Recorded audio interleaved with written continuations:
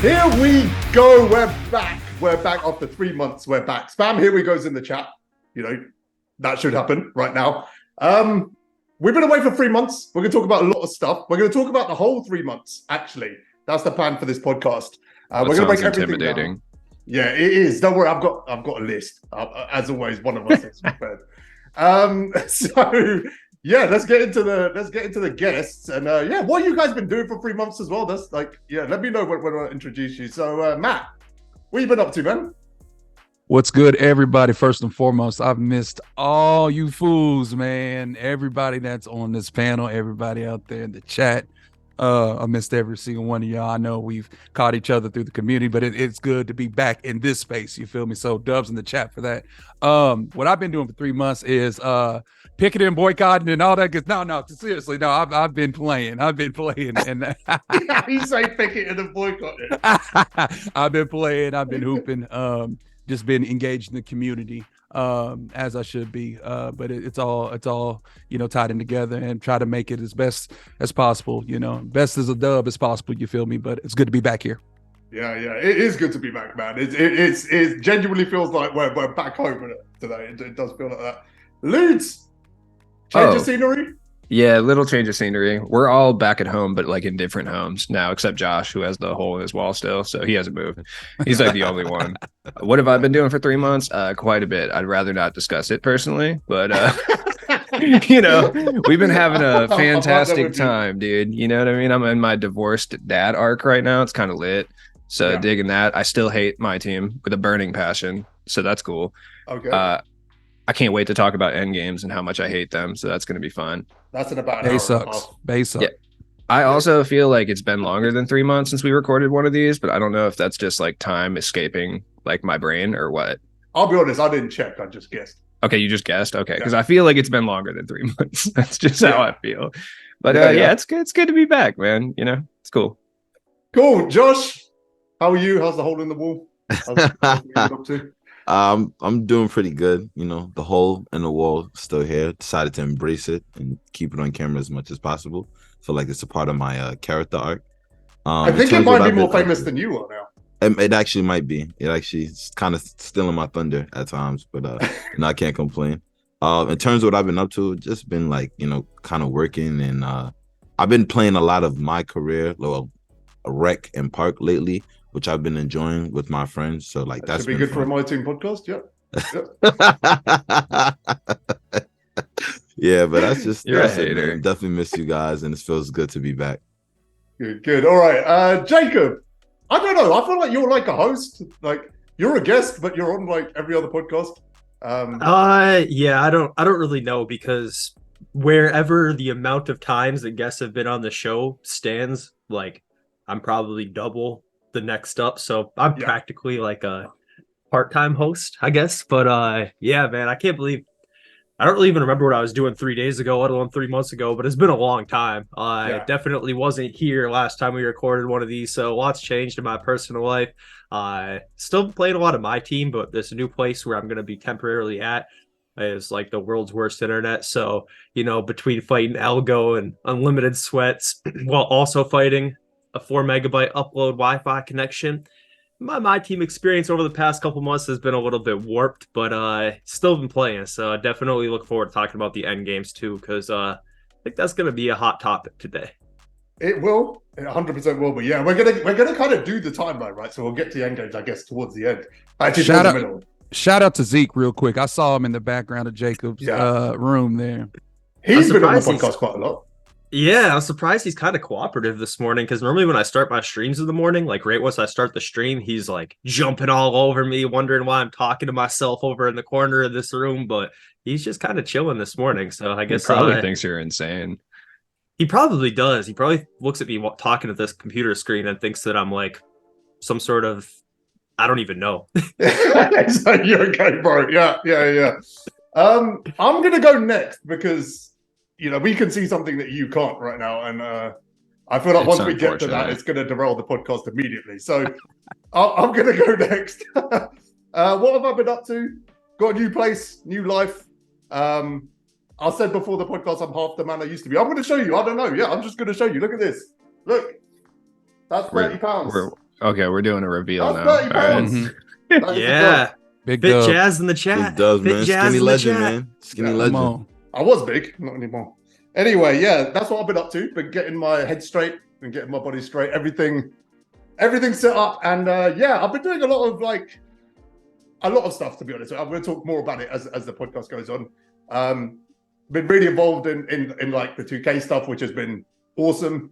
Definitely more involved than I've ever been before. So it's a good time, and it's definitely the right time to bring the podcast back. I think we're all in the right place to do it now. It's quite demanding a lot of the time, but yeah, I definitely feel healthy and I feel ready to kind of do this for another few weeks before the next game comes out. Right.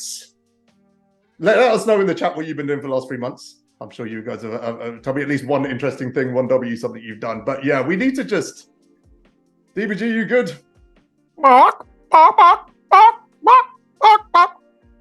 I hate this so much. I just want you to know. What? What is going on? And he just left. He just box and leaves. Okay. All right. That's what we're doing today. This is what I waited 3 months to return to. Got it. Chicken man. What That's the me. He's definitely not chicken, man. Me and Jazz ran co-op. So clearly, you know, we talked about our experiences of going through a lot, and DBG has it the worst. Yeah, he's clearly, really he's good dressed for it. like a chicken. So you know, Why he look like the gobbledygooker? I mean, if you remember that in You WWF, know man. it. What did you WWE. just call him? There's The like 3 people that are going to gobbledygooker. get that reference. dude, I have no idea what that is, but it sounds a crazy awful. name. I hate Oh, it. What is Google, going on now? Oh Google god. that thing. He's Is that back. a you know who jersey? No, that's not. That's not. Oh no. Yes, it is. No, you do What not have. are A, you oh my doing? god, No bro. way. 13's in the chat right now. I will Oh, buy that the- personally. immediate- I didn't know the flag. mailman delivered on Sundays. This How is did you change crazy. into something boy. worse than the chicken suit? True. You've had 3 months and you busted out the Karl Malone jersey. I love He's that had too much time personally. to think about this intro already. Yes. I loved it. Yes. Yeah, What you been up to? I 3 months ago was start of April. That was around the time when I lost my mind and moved focus on the DBG channel. I like my team a bit more now. That's I good. don't hate it. I guess that's a positive. I don't hate playing the game anymore. That's good. All right. Cool. Let's get into it. Right. Please. The first thing we've got to do is address like the elephant in the room, right? Which is why we stopped. And I'm just gonna say it, like, when we stopped, the game, in my opinion, was in the worst place it's ever been in. We What had was two that? things in the game. We had packs at less than 2% odds, Mhm. and we had wild goose chases for RNG cards. Neither of which were interesting. Neither of which we could talk about for 2 hours. So it became a stretch. And I know we've all got amazing personalities and we're hilarious and we could probably fill 2 hours anyway, but Debatable. it was a stretch. It was a stretch. It wasn't interesting to talk about. The other thing is, I've been down the road of just like being that negative guy before. And I didn't want to go down that road again. To be honest, I'm 39. Like, you know, I've kind of outgrown that high school stuff where I'm just going to complain about everything. And I didn't want to come on here every week for 2 hours and just bitch and moan about whatever was going on that week. I'd rather say nothing than just put myself out there and to be that guy. But things have improved. Like, we're in a better place than we were. I would say we were in a better place a few weeks ago than we probably are now as well. But we definitely had a good run of things, and we're gonna look through it. But with that in mind, I want to say I never ever want to see my team return to where it was then. Mhm. Like, it was horrendous. Like, we were cooking on this podcast. You know, we had so many interesting things going on. Even the trophy case, like it or not, it was something going on that we could talk about. We had the KG spotlights. There was always just something in the mix that was relatively interesting. But to get to a point where we had like 10 weeks of nothing but RNG and pack odds, I hope we never get to that point in this game mode again. Does I anyone want remember- to touch on that time? Yeah, I remember talking to you before we decided not to do the last podcast, and we're like, okay, so like, what do we talk about? And we were struggling to find 5 things to talk about in my team. It was so dead. That's crazy when you think about it. Just like, oh yeah, pack odds suck. RNG is terrible. There's nothing else to do. They don't upload anything. Like, they absolutely nothing changes from a week to week basis.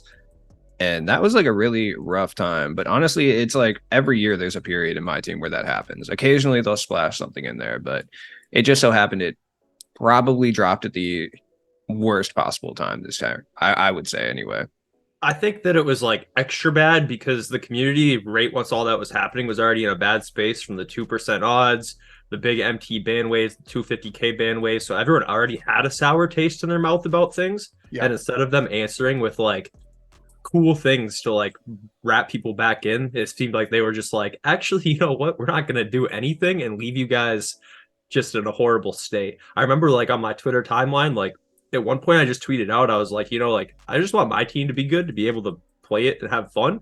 But I also just want it to be better. So like the whole entire community isn't just at each other's necks. Cause I saw so many people just going back and forth at each other, like debating the stupidest things, like just dumb stuff, because nobody was having fun that I saw, you know, like obviously there's always going to be some guy who's like new to the game having a good time, but out of all the, you know, people that I actually talk to about the game regularly, like literally nobody had anything good to say.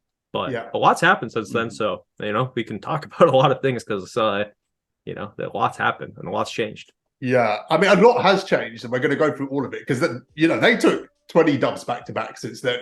Like there is a lot, and obviously we're in a controversial time again with end games and everything else. But the time in between was pretty good. Do you guys think it was the lowest point for my team? It had to be. I mean, you got to understand with everything that was going on, and to reference back to what you guys just said, man, it was a real disparaging time for my team. I mean, I've never, in my experience, have seen a time that is that low. I mean, maybe DBG can track back a time that where it was lower not than even that. Close. No. Okay. Yeah. Definitely the lowest time I remember since like I got real into the game after the pandemic. Definitely 100% the lowest time since 2K20. Like the day they took our LeBrons, maybe, but that was a day. That was a day. That was a day. Yeah, Yeah, it wasn't like there was never a time where there was a collective no hope out of everybody. Like after season 6, and then when we read the season 7 dev blog and they said nothing, we had no hope. And I think having no hope was justified. Yeah, I agree. At the time, Yeah. Some people have continued that energy, which I find interesting. But we'll touch on that. You know what? But like if your standpoint, no matter what happens, is F2K, then no matter what 2K do, you're gonna be annoyed at 2K. If that's what the like end goal of every one of your arguments is, you're not gonna be happy. Like, I will say that they've earned like a level of apathy though. So like you can't put it squarely on the people who are like F2K constantly, because they've done enough where you could be apathetic towards 2K no matter what. You shouldn't, but you could. So it's like, it's hard. You got to balance it. You know, it's fine. They've done enough this year where I feel like you could look at it at anything they do as like a negative for sure. Like, we'll cover it obviously, but the $50 instant buy players are inherently a good thing, but they're still expensive enough that you can hate on it. Yeah, like, that's a really good way to frame that. There's also no price that isn't like expensive enough they can hate on it. If there were $20, people would still complain. Oh yeah. If there were $20, people would complain. If there were $10, people complain. If they were anything that isn't free, people can technically complain. Yeah, Exactly. I mean, even then, like I saw a lot of people talking about, you know, they should lower the price and this and that, but it's like, well, they lower the price to 20, there's still going to be some guy out there who $20 is way out of their budget to spend on a microtransaction for a luxury item on a video game. Like if they lower the price to $20 even, like that's still going to not be available for everybody, you know, like. Well, people complain regardless, no matter if it's pack odds, no matter if it's price points, no matter if it's free cards. People's going to complain regardless, left or right, up or down. People's going to have their own opinion. With that being said, I'm in the way of this. Me personally, have spent thousands, okay, on packs. That's just me because that's what I do. And for me to spend $50 on it, and I know I didn't want to dip into this, but let me go ahead and just delve right into it. Since it's $50, that's way better than spending the Thou Wow or the honey bun or anything like that. I don't feel, and I'm glad that the change has been made since season 7-ish or whatever. I'm glad the change has been made. You know what I'm saying? Because I would hate to see a Troy Dan spend another umpteen amount of money, or anybody else on this panel, or anybody that's watching this podcast, to spend that much money. Nobody should spend that much money. On the other hand, you can also say nobody should spend $50 for a card. There's just so much, with that. Troy Dan's an interesting one, isn't it? Because this has actually kind of ruined his content in a lot of ways. Because he makes money off pack openings. No, it hasn't. Henry's pack open videos are still getting 200,000, even though he could just buy the card. Really, it's interesting. Troy Dan's just choosing not to open packs. Yeah. Can I give an example? The whole complaining to complain thing, right? So there has been a lot to complain about, and if you're genuinely against any of these things individually, right, makes sense. I completely get it. But I want to run you guys through a thought process that I've seen on Twitter, and it's already not sounding good. Well, we had pack strike, all of that stuff. We had a real intense scrutiny on 2K about pack odds, and they have been a joke, let's be honest, for years. Like, it's been so unreasonable that so unfeasible. It's been embarrassing, to be honest, to put these packs out there week after week and just assume people are okay with the odds and getting nothing in return. But that was the move, wasn't it? That was like, in terms of the more negative leaning part of the community and the positive leaning part of the community, everyone was in lockstep. These are a joke. We need to change it. So 2K went, all right, fair enough. We'll release them for $50. You just pay $50, you get the card. You don't have to spend $1,000 anymore, but $50, you get the card. But there was two responses to that, okay? There was two negative responses. One was $50 is too much. Fair enough, all right? Still not $1,000, but fair enough. The second response was it was pay to play. That now 2K is pay to play, because you can just go buy the card whenever you want. You're in control of it. You can just buy the best team, best cards every single week.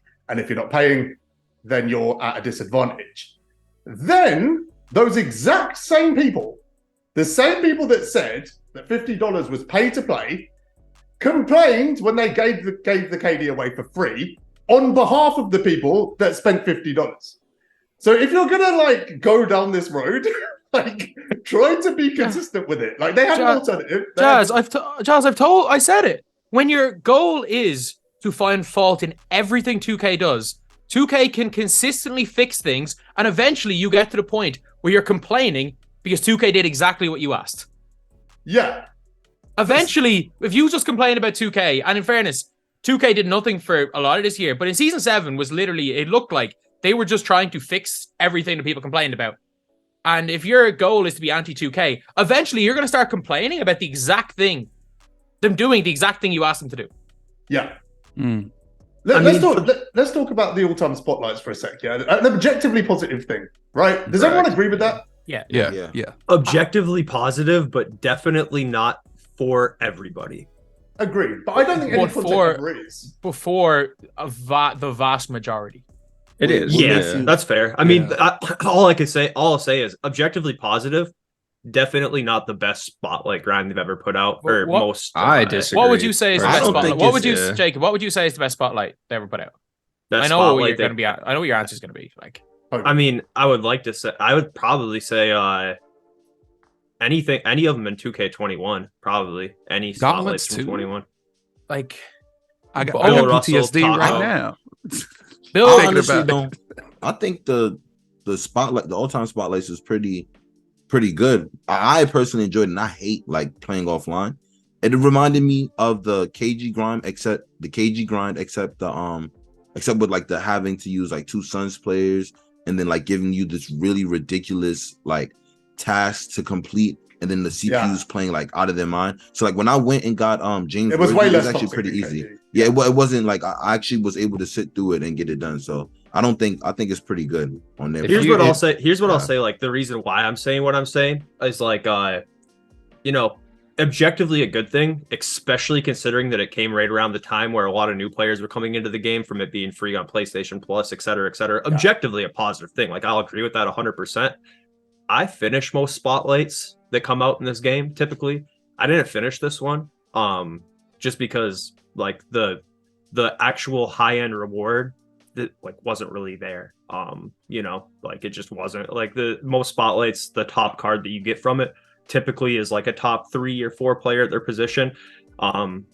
And of course, it's cool that they gave people the option to get Paulo and KD and stuff like that. But I had KD, like, you know what I mean? So the options for me were either the 150K Paulo that can't misdirection, or the 6'9" or 6'10" power forward Bill Russell, which at this point in the game, like, to me, just isn't a top high enough reward to like justify a 25-hour grind.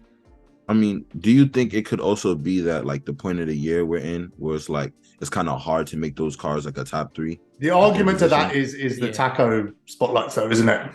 Yeah. Taco sauce. Because you can. I mean, even the Bill Russell spotlights from 2K21 as well, with the same exact reward for Bill Russell, it made a lot more sense then because the hype meta wasn't nearly as strong back then. And then like he also had like the best jump shot in the game, which was a rarity back then, where now there's tons of guys who have that. It's hard. It is hard though, because it's an all-time spotlight. So you can't just go and give Sean Bradley a card for the all-time spotlight reward because of the purpose, because of what the purpose of it was, an all-time set. So like I think it's hard to argue it as bad content when the reason why I think that people are saying Bill Russell isn't great is purely because of a gameplay mechanic that it's hard to build your content around a broken gameplay mechanic, which is the fact that tall players are so good. Basically, they tried to stop mash because they tried to patch mashing in Park and made it so that the only people that can make layups are 7'5" players. Like, it's hard to build content around that. The kind of like silver bullet there would have been just allowing him to play small forward, power forward, just like they did with Bob Nedelicki. That was my favorite card from that set. For like the Bob Nedelicki, like he's always been a power forward center in 2K. They were like, it doesn't make much sense to drop him as a power forward center at this point of the year. Let's just make him a small forward, power forward. Boom, he becomes interesting. And then I think the actual solution was Will. I thought it was going to be Will the whole time. Yeah, Me too. Yeah. So did I. In terms of desirability, that would have been in a different ballpark, right? Entirely. And don't get it twisted. Like I don't want anyone to think that I'm like hating on it or anything like that. I'm just simply saying that, like, for me specifically, it wasn't one that, you know, rocked my world like a lot of other spotlights. Even the Pistol Pete spotlights, I enjoyed a lot more because Pistol Pete was like my favorite card. I just love Pistol Pete. Honestly forgot those existed.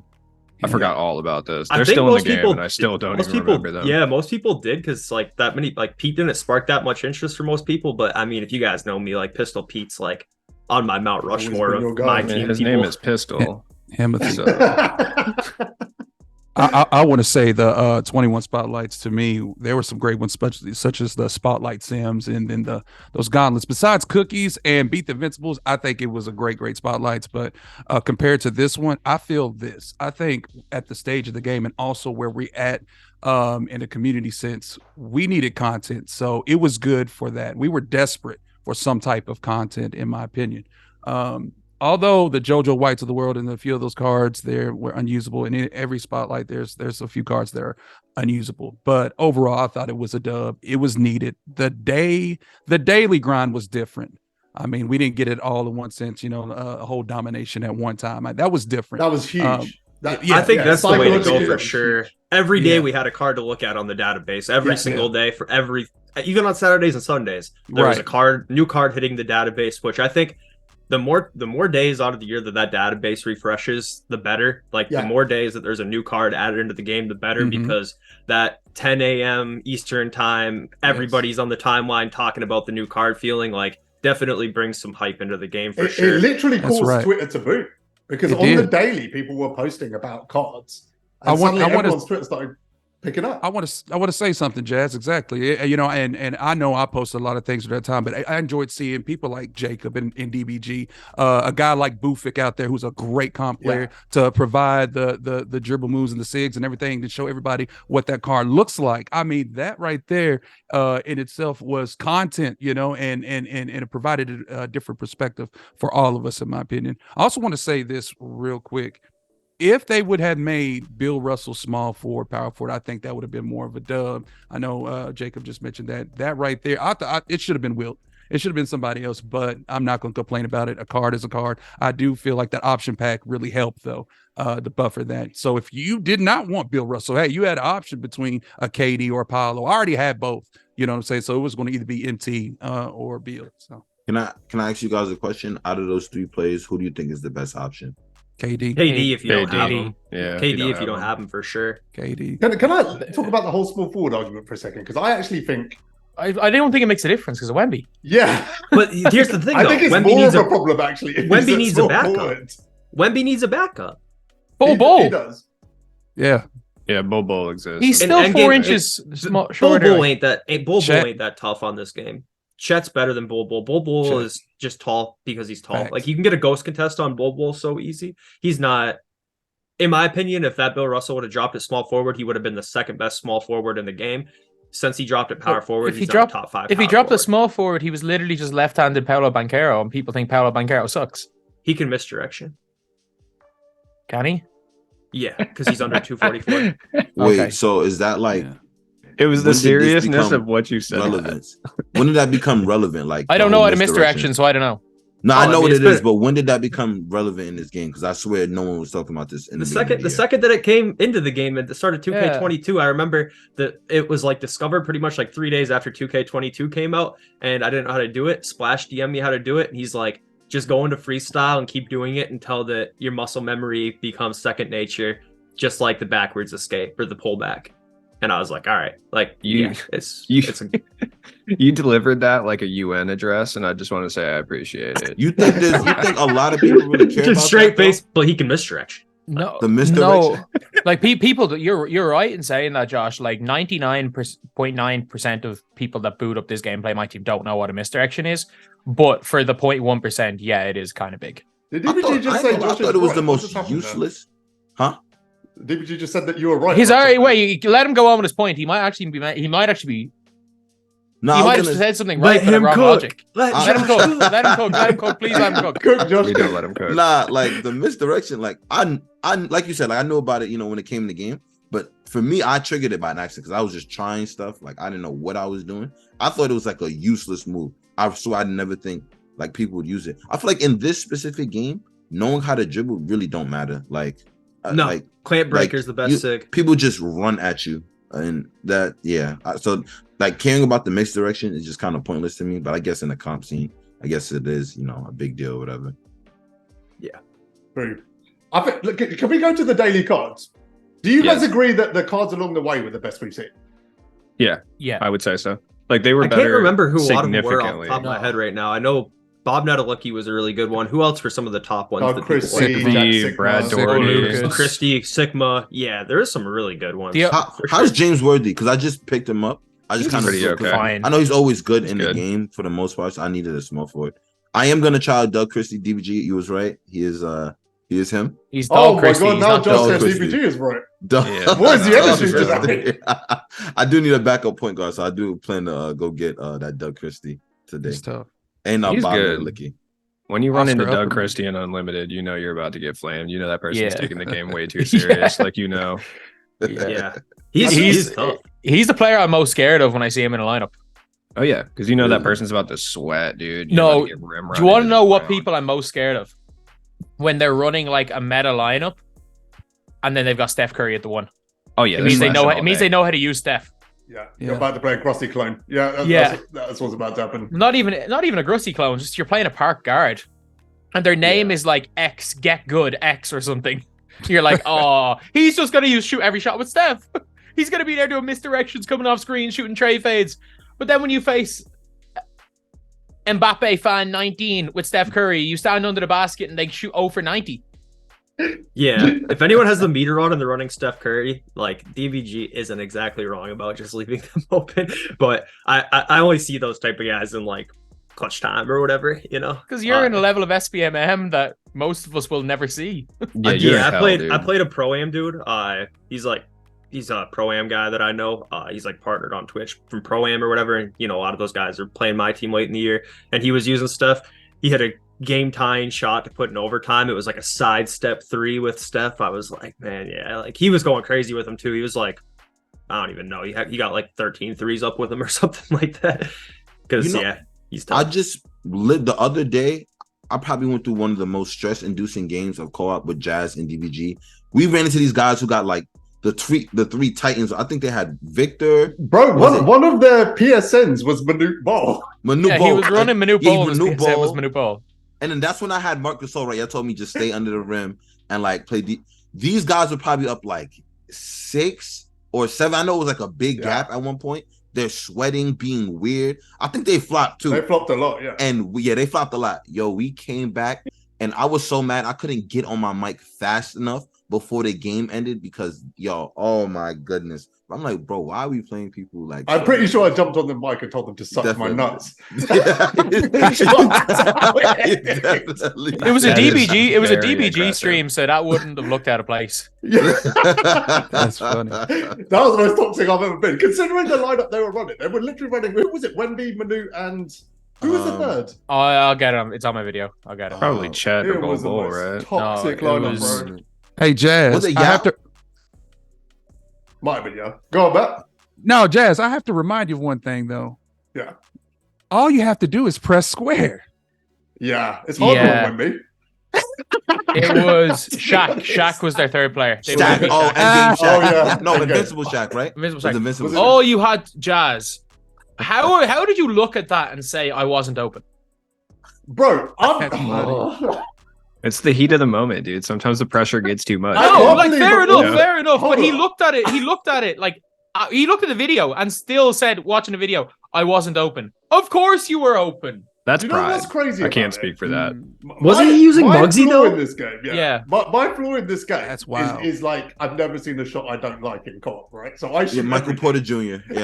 Yeah, Michael Porter Jr. And the man. one time, and let's be clear, don't control the narrative here, Mick, Chicken Man. The situation was I was carrying with Muggsy. What do you That's- mean? I was using Earl Boykins and whoever third person wasn't shooting. Of course you were carrying. I had Sapphire Earl Boykins. I still had Muggsy.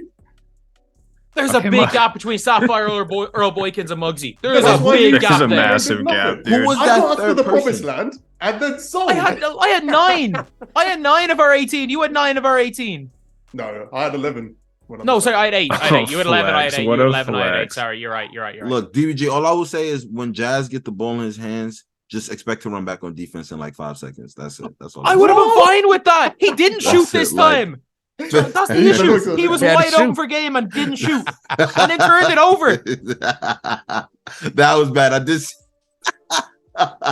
It's so hard to use that Muggsy though. Thank you, Jacob. He Thank was- you. no, Say he more was things, Jacob. no. Jazz was open. Like No, we're gonna butt let Jacob cook. naked. Say what you said again. Dude, like Muggsy, there's no such thing as an open shot with Muggsy because like the second you shoot it, if there's like a 6'7" guy like 10 feet away from them, if they press triangle, it'll just say like red contest. Like It something wasn't- he about the wasn't mechanics of him 6'7". being 5'3", like it doesn't work. Like you cannot. Jacob, have you seen this clip? I was Yeah, being closed yeah. out He by was Endgame no- Steph, though. You were so open. All right. You were Do so you know what? open. Now that you've gone down this road, Uh-oh. I will show you guys. I'm gonna show it on screen right now. I'm gonna get the video up on my phone right now. It's okay. And I'm I gonna can show keep you. talking and control the camera. It's fine. So, That's true. so after this podcast goes live, go to my Twitter, and you will see highlights of a game that me, DBG, and Most Ballin played, where DBG went 0 for 30. in co-op. Oh, So, How do you even get if 30 we're gonna shots cook up in a the game of ball- I didn't co-op? go over 30. I It have was scored actually all over our. 23. I scored all of our points. Okay, let's just take a look at this, lads. Let's take a look. So, Jazz gets the ball. This is comedy. Oh, we You need can't- to. We need to you hear can't it. see. You got to Yeah. talk so it could be on the camera and everyone can So let's take a look here. Jazz is there in the wide Right. open. There is nobody within 15 feet of him, and he pump faked. see. He pump faked. Yeah, He's that's here. okay. You can't even see an opponent player right now. I He don't, pump faked. they're under the basket right now. And you know who he's saying is contesting him? You see the Steph at the 3-point line. He's saying that Steph is contesting him. Okay, He has do the me ball a in his hand favour, right now, do and he me a pump favour. fakes. It's so blurry, it looks like Bigfoot Pause it at the footage. top of the pump fake. Bigfoot. Let's watch this. Let's watch this whole clip. What do you guys reckon? And You then reckon look at that's his pass. 100%? He That just would've goes got and turns closed it out. over, and we lose. I don't know. I'll stand by it. I think it's a good move. If I hadn't thrown the ball away, it would have been a dub. If I hadn't done that, it would have been a dub. That's If I just usually how hadn't you play, passed man. if I hadn't passed you the ball the first time and pass faked it, I would have had an open shot and we would have won game. I mean, also, you did choose to stand between, like, put two of their players between me and you. No spacing. So I had no option. I'm but to standing throw on the ball hash, away. Jazz. Yeah. Bad spacing. I'm standing the Why? opposite hash. Go stand corner like you're supposed to. Oh shit. Anyway, spotlights. Okay, look. go. My thing about spotlights, okay, You is can the complain about me cards. that you didn't score. You literally, you're telling me to go stand corner. What would happen if I go and stand corner? Shot clock violation, shot clock violation, You would shot have been clock open for violation. me to pass you. Because the if ball. you're not shooting that open, that's you're not one. shooting anything. There was 12 That's seconds one. left in the shot clock. And see, chat, this is And why you co-op still is the turned it best over. mode. And you Right still here. Is turned it it? over. You could have just held the ball for another shot. No, you turn it over. Moral of the story, guys: never ever play co-op with DBG. Okay? Moral of the story. Moral of the story, lads. When you're Everyone- wide open at 19 all, hold this button. You will have that on repeat for a week at least. Like that is the timeline. I don't recommend it. Don't recommend it. And at all. wait, one more piece of advice. Marc Gasol is that guy in that corner. You were cooking. Yeah, you didn't miss. Like Marc Gasol is that guy. Just gonna throw that out there. He's Yeah, him. I did play. Yes. I did play co-op on 2K stream the other day for the first time. Yeah, I saw that. You were Relax. carrying those guys. Yeah, he was. Hashtag back massage. Could you say that again a little bit louder, Jacob? I just need to recover some street cred here. Oh did you yeah, say? no, you were cooking. That's Thank you. You were going crazy. I I was was. very proud. Bro needed a deep tissue back massage, right, Jazz? The fact that they actually did hashtag back massage for a giveaway. I was like, John's got to be in the chat somewhere. There's no way. I love how my name got mentioned in that stream as well. Yeah, that's the first time a 2K person has mentioned you publicly in years, surely. Yeah, I'd say 20 Sure, we. since the season 8 dev blog, and only 3 months after the whole dev team were forced to unfollow me. Yeah. What did you say? You were trolling me for using T-Mac, weren't you? You Yeah, are he had top to use gremlin, Larry now, Johnson. aren't you? Yeah. You literally are top gremlin. My two interactions with you this week have been you Number trolling one. me for a week for not shooting with Muggsy, and you coming into 2K stream demanding that I use Larry Johnson, like spamming it, and then when I used Larry Johnson, he just left. He was like, "There's no trolling left for me to do here." I'm out. No, My job is done. I'm here for a good time, not a long time. Yeah, can we get a bit of a poll in the chat? Who you got as top gremlin right now? Is it Josh, DBG, or someone else? What are we saying? I'm going DBG at this point. Can't be me. It's I'm always retired. it's always been me. I almost got Dean Wade to block me on Twitter years ago. He I was think not. He Carlo was the. has to be in the conversation. Carlo is Oh my god, that's Man, that's Exactly the what third I straight. You would threw at think him I for muted being him. on a podcast. Oh I my don't know if god. Carlo's a gremlin. He's a troll, isn't he? He's just top troll. I don't know. That's the only issue. Is I think he might be. He might be A serious. gremlin is like a genuinely awful person. But that's not what a gremlin is necessarily. Hey, awful. that's below just- the belt. It's That's somebody very below the engaging belt. in like Stand by it. vaguely awful behavior. Yeah. And nothing's worse than demanding a guy who only uses T-Mac to use a different card. I did use him though. The bit that annoyed me is when I used him, you just dipped. You were like, my work here is done. That's honestly funny though. That's funny. It was I'm funny. sorry. It was. Okay, well, I got 2K to mention you, so that's good. Well, you kind of got 2K to mention you. No, by I being that much commented of a and gremlin. demanded you use Larry Johnson, and I think they said it. Yeah, Josh kind of weirded stacks out at multiple points as well. I think I was about to get like hit with the ban him. I think you after were, said that. He crossed the sus line on Twitch. massively. No, there's no way Heck that couldn't no. have happened. I mean, if you need any more proof that Carl is a gremlin too, he is definitely banned from that 2K stream.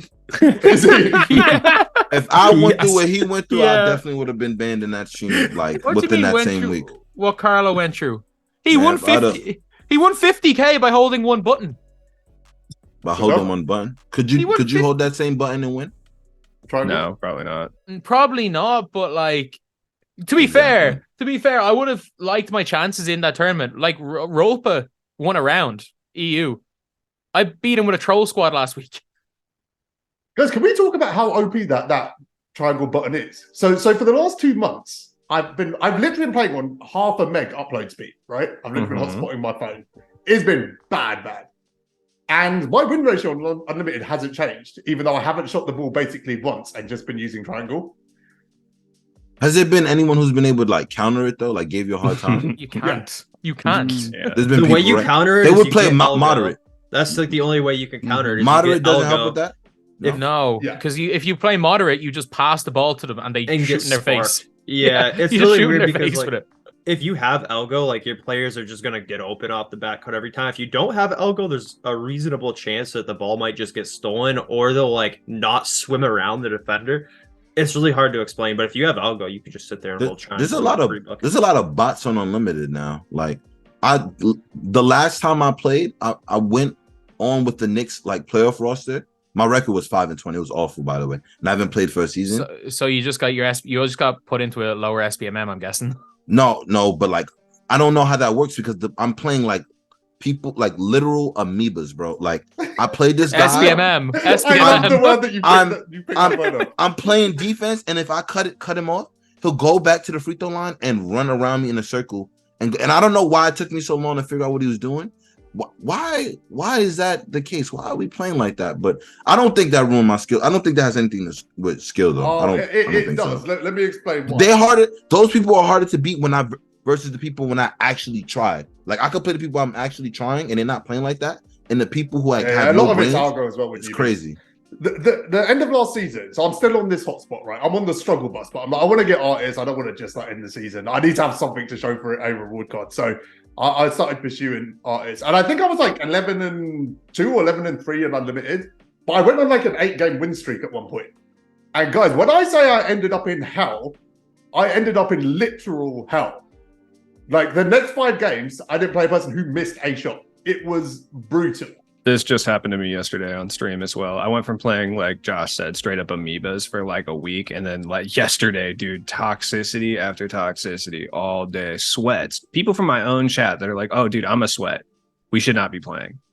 Yeah. It happens. It gets bad. Like it kicks in really quickly, it seems, that SPMM. That you go on a good run and you're in the mud quickly. To the point where I actually gave 2K feedback just saying like, can we just sort this out? Like I used to be able to sit on Unlimited for like 4 or 5 hours, just do a session, do a 12-0 run, whatever I was trying to do at the time.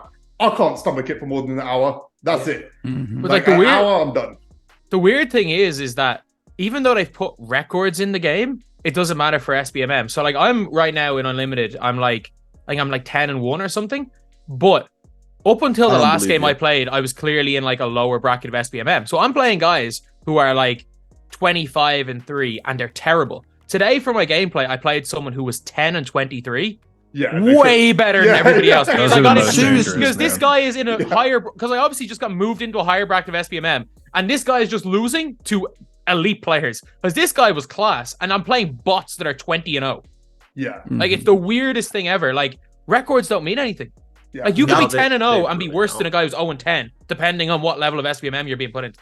I played Yeah. 5 games into the season, and they matched up with somebody who was 45-45, and it was the most pain and mentally taxing game I've ever encountered. I said, I can't be bothered. I'm getting load ups on every shot. I don't know if that was just me.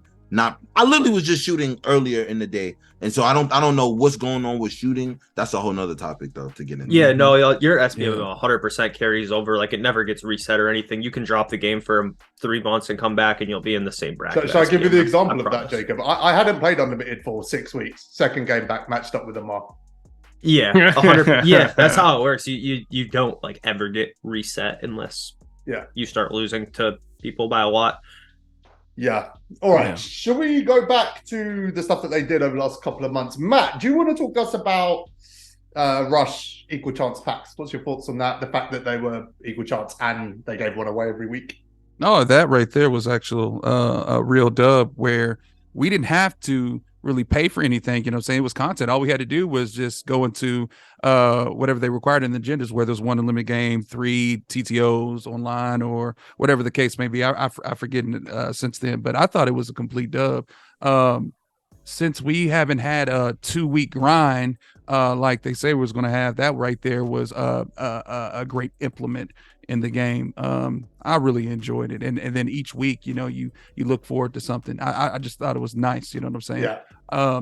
You didn't have to really, you know, dish out or divvy out, you know, really any money. You know, it was, and also it was Tuesday content, so I thought it was a real dub. I got to say this real quick. I need to go back and say this. I didn't speak my piece on Unlimited, and I've spoke on it on Twitter. All right, I'm not chasing rabbits, but I gotta say this. Okay. I said this on Twitter, man. I have been absolutely struggling with so much with Unlimited. I play the modes well, but this season has been crazy. I don't know what it is. I just spoke to Splash and DC Combs about this. It's outrageous how hold I can get on this game. And I'm sorry to revert back to that. Oh my God, it gets on my nerves. Let me tell you something, CheapLudez. Let me tell you what happened to me. All right, I was up, okay, by 4 points, and I went and I scored, and the other team got team takeover. What type of ish is that? Okay. Oh, the team takeover thing. Oh my God. Can someone explain it?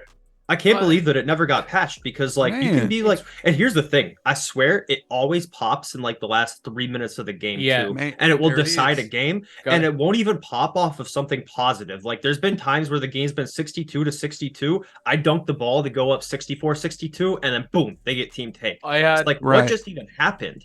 Like today, you'll see it in my video later. I start off down 20. I bring it back to like a 4-point game. I hit 2 free throws to make it a 2-point game. And after my second free throw goes in, I see team take flash up. I'm like, great, I got team takeover. The other team got team takeover. What? Does anyone know what triggers it? Why do we not know what triggers it? I think it's random. I think it's random because I've looked at like takeovers and stuff. It's random. I mean, back in the day, Showtime, etc. Right? We knew how it worked. You know what the mechanics were. 2K have really weird things for what triggers team take. So things like good shot defense and tipped passes all trigger team take. So like if you get dunked on and you press triangle at the great time, it registers as good shot defense.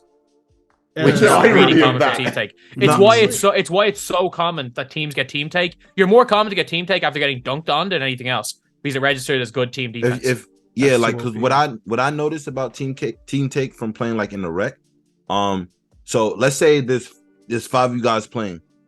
Basically, like everyone must contribute to it. So like I remember we was like 4 of us, and it was an AI.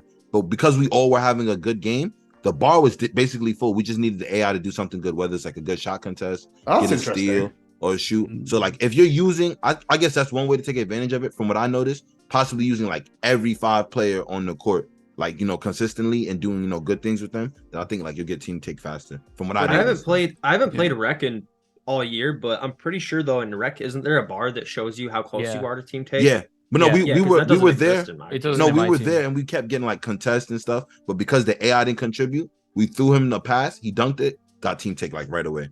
So that's like I said, that's just what I noticed. That's interesting. I think it's definitely something to do with. It's nothing to do with like scoring or the actual aspect of the game.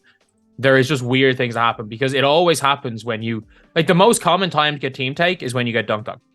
So it has to have something to do with that, or when you tip a pass out of bounds, or you contest something. Yeah. If you block their shot, you're not getting team take. But if you contest and they miss, you might get team take. Yeah. Like it's that type of thing. It's really, really weird. But it's really common that your opponent, and also if you're ever playing a 5-man, they're basically guaranteed to get team take in the 4th quarter. I don't know why, but they are. Yeah, that's why. If they don't make subs.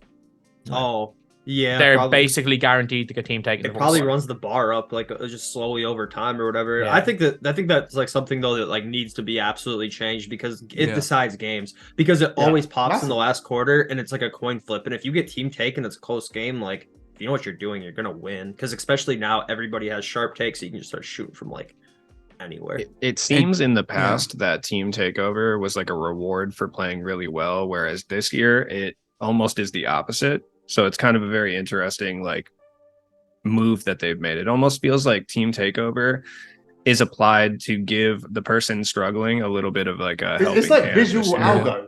That's what it is. Yeah, it is. Yeah. It is. Yeah.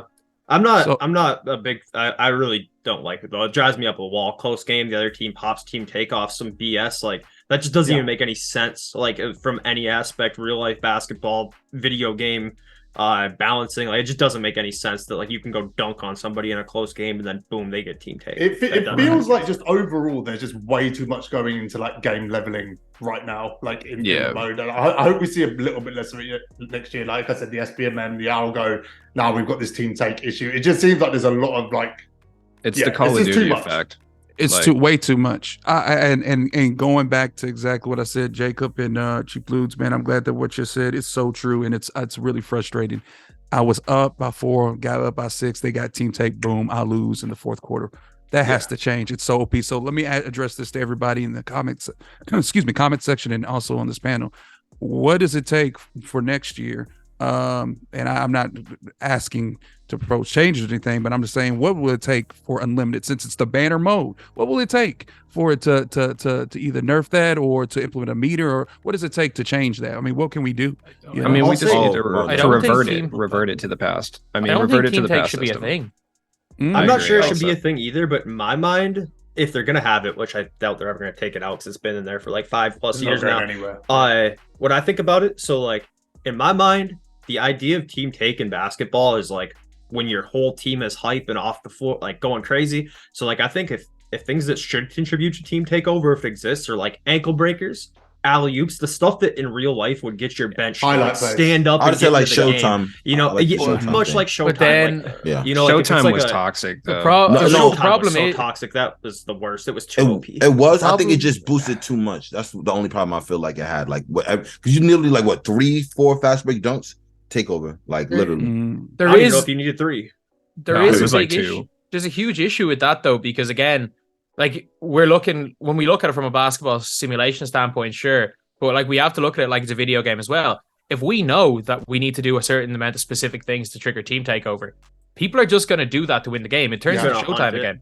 Like people are going to base their whole games around getting team takeover, and then it's just game over. It's going to be triangle Like, cuts until team take hits. And Yeah, then triangle they're gonna cuts, shoot. throwing lobs, doing flashy dunks. Like Right. I just don't think it should be. I think there's no way to implement team takeover in a way where it's not like this year, where it's random and people hate it, or that people base their whole game around getting team takeover. Because at the end of the day, stuff that might make it a better basketball simulation, when it is player 1 versus player 2 trying to win, they're just going to exploit the game anyway. So it's a video game. So I think team takeover objectively makes 2K a worse video game. I actually think- agree with Jacob though. Yeah. Like I like you said, if they're gonna keep it, like you said, highlight plays. Because like you said, like I feel like, or even if to me, when I think of a team takeover, like let's say like the team's just really hot, like everybody's just knocking down shots. You know, good defense is being played. I feel like that should play a role too. Why wouldn't you get team take? Because that's almost what it looks like. The way I think of team take, when I think of like the whole concept, it reminds me of like the Warriors in the third quarter. That's literally like when I think of team take, like 2016 Warriors, when they go on those third quarter runs, that's how I look at it. Like something similar to that. You're describing 2K21 and we hated it. Don't say we. Like, Maybe y'all. Well, hated it. here's I what didn't I'll hate say it. about Literally that. describing So, a concept the we problem hated. with the problem with it in 21 was the fact that like anybody could just go hold square and get a Showtime dunk and get the Right. meter up. If it was actually like things that weren't something that you could just specifically hunt out Spam, and yeah. not like just like, so for instance, Showtime, Dynamic really plays. easy just to like go for Showtime dunks. If Fast it was break like dunks. stuff that's actually hard to pull off, like say a bounce lob and then an ankle breaker or something like that, like We're bounce talking lobs are about not easy. 21, So where like you, speed boost was the meta, right? So everyone was dunking every possession. that's why Showtime was so OP, is Yeah. because you had the burst animation or yeah. whatever. We that's also have why. this. We also have this button as well. Like, let's not forget that. Let's not forget we do have this No, but button as it's a well. regular dunk. Like I feel like if you're doing a back cut dunk, it shouldn't count towards. Yeah, I mean, in 21, you could just pull the stick down and do a highlight dunk as well. Yeah, because it was Yeah. Showtime just based off of like a flashy dunk. dunk. Like, Yes. a flashy dunk maybe shouldn't count towards team take. Or- I'm thinking more like bounce lobs or like ankle breakers, or maybe like hit Flashy 4 passes threes in as a well. row with a Yeah. player or something like that. Like stuff like that. It's actually not something that you could just like, if you were to try and hunt for it, it would maybe be a disadvantage, because if you were hunting bounce lobs, like we all know that's really hard to pull off. Or if Well, you were I've- hunting 4 threes in a row with a player, like that's not really easy to do, you know? Well, I would feel like too. Like okay, let's say just playing, you know, like a hypothetical. Let's say if they did add Showtime back, but like it would have to be dunks off the dunk meter. I feel like if they was to do something like that, dunk meter dunks, literally like Has to be you skill-based. must green it. I don't- like I no, like that. Like I'm I can tired of see like that. the slightly earlys and stuff. Like you must.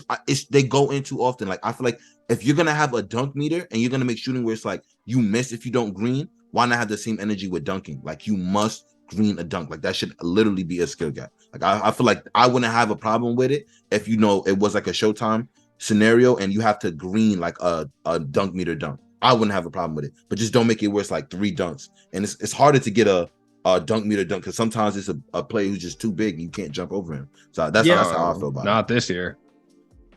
Have you Like a dunk played meter like a dunk constantly. meter deep? If you dunk meter, they're just going to dunk on 5 on your whole team. Yeah, no, a dunk meter demon, they don't green it though. They get early. So that's what I'm saying. Like if Now, you green it, I've never played No. someone who when greened it PD consistently. Westbrook was running the game, I played a couple Oh of guys, bro, that every possession were just hitting the cleanest dunks on absolutely everyone. Like, Oh, I yeah, it didn't wasn't matter. much. I like the idea of the dunk meter. I just think that, like you guys said, it's way too inconsistent. Like you get a slightly early, and you're probably gonna miss the dunk or something, maybe. Or you can get a weight, literally a weight on the dunk meter, and they just poster you. It's like, all right, well, this doesn't make much sense in a game where it's green or miss. Like, you know what I mean? Like, That's it's what I'm pretty saying. inconsistent and shaky with like what they actually reward. Because you can miss time a dunk meter dunk and still dunk it, or you could time it pretty well and miss it. So it's like, I would don't say know. you miss time it, like it'll actually go in 90% of the time. Yeah, like Yeah, this, you'll you miss poster time it. everyone. Yeah, like this, it's hard to stop those. You got to catch. You got to get the block before the animation is finished. I think Yeah, that's the good best luck case. with that because the game Yeah, you decides have to like when take you're them getting out of that the block. animation. Isn't it funny how you block more shots with your ass or your back than you do with your hand in this game? The same with That's steals. wild. The only way to get a steal is by making sure you're running. You've gotten into a position where your back is turned to the offensive player, and you basically hit the ball with your ass because you're not stealing the ball with your hands. No. Like that's the best way to get a steal. You swipe away from the player, and it causes your player to move backwards, and they steal it with their ass. Yeah, if they run into you rather, like if they run Yeah. into the steal. Yeah. rather I know what than- animation But you're the only talking way, about the now, only way, yeah. the only way you do it though is that like you literally turn your back to the player dribbling the ball. You press the square button so they reach out and move this way, bend their ass back, and the ball hits their ass, and you get a steal. That's the only way to do it. Because I tried earlier to get a steal on the CPU. The CPU is just dribbling the ball, and I'm there swiping through the ball, and then my player starts swiping with the hand that's going nowhere, and I'm like, that's the maddest thing is like to get blocks. You literally block the ball with your chest, with your ass, something in your body, and steals. You block like that's how you do it. You You know can't what I- actually block or steal the ball with your hands. Can You know I what I bring noticed up too? one thing? Sorry, go ahead, Yeah, Josh. go ahead. All right, so I just want to say real quick, like some with the steals thing. One thing I noticed too, I don't know if you have intercept or not, but like when I use my play, I'm literally in perfect position for the steal, and they do this little. I have a 7-foot wingspan. They do this T-Rex reach for the steal and like let it. I'm like, bro, why would I give you a 7-foot wingspan for you to put your like? That's the game intentionally stopping you Bleeper. from getting the ball, like stuff like that. I've got a Yeah, go ahead, timestamp Jake. that.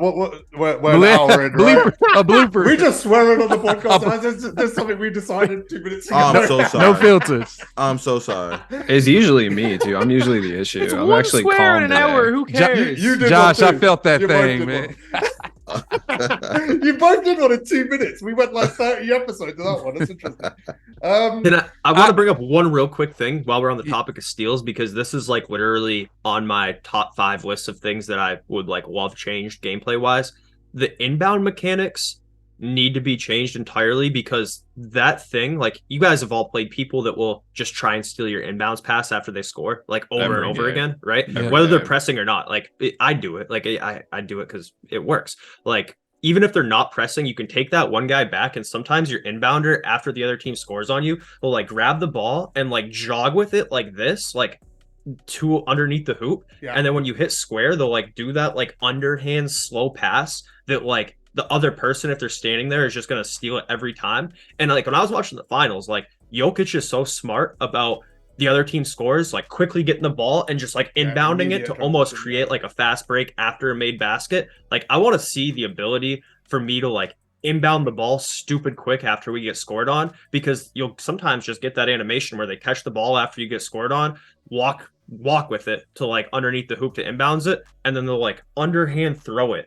And the animation takes like 2 seconds. So if the other person is like on their toes, like they can just turn around and steal it every time. So like I would love to see the after a made basket inbound mechanics either just sped up or entirely reworked. There's Yeah. one mechanic in the game that has never made sense and has been in the game for 10 years they need to get rid of. When you switch to square or triangle or center on your inbound, sometimes it might be to break a press. Why can you not control that player? Underneath the hoop, because you can run the No, base. so like if you press or1 square and your small forward is meant to be running past halfway line, why can you not immediately control that player? Why do they just keep running? Oh, right, because they'll keep like jogging. They'll keep like, jogging. in their They'll keep jogging animation. in the Yeah. opposite direction to what you're holding. Mhm. You can't like can't control shortcut them them. back Yeah. or anything like Yeah, that. you press square, or then when you pass the ball and you get caught in that animation, you pass it. They won't. The inbounder will pass it to where they're running to. They won't even just stand and they're open, and it's just a turnover. I'm assuming receiver control works on that, no? No, if you No, press it, like, R1 walks them square, into an If you animation if you to press go to R1 where square, their they're spot locked into a is. running animation to go to the Oh, I see opposite what free you're throw saying. line extended. No matter what you do, like Yeah. you If can hold be it back, holding they'll like go you to can their be spot holding and then back. come back. You can be literally holding back, and they will just keep running forward. I just Yeah. want And to it's been touch in the on game forever. I want to touch on what Jacob said, because you saw me tweet this out, didn't you, a few weeks ago, Jacob? This kind of point, which was like the big thing that I want for next year is games to just move quickly. We just got to be able to get through games way quicker. Like if it's gonna be 5 minutes, 4 minutes, whatever. Like the transition animations and cut scenes, all of this stuff. Like if a ball goes out of play, can we just inbound it like immediately? Can we just get on with the game? Like sitting 40 minutes for an unlimited game is just ridiculous. When I we're think they supposed need win to cut 100 down on games. the amount of pauses too. Like 7 Yeah. minute and a All half of it needs to pauses go. is ridiculous. It should be pause or timeouts. I mean, timeouts should probably be 30 seconds max. Like if they want to keep 7 of them, like 30 seconds max. And then like Yeah. the pause timer probably, especially now that you can save your defensive settings, should probably be 2 minutes instead of 3 in my opinion. Because Yeah. the games are a lot of Agreed. I want to say this. I feel like, Jacob, that it should be like the 250K, which is how many? I think we get like what 3 pauses in the tournament. Is that correct? 3 Four pauses, 20-second timeouts.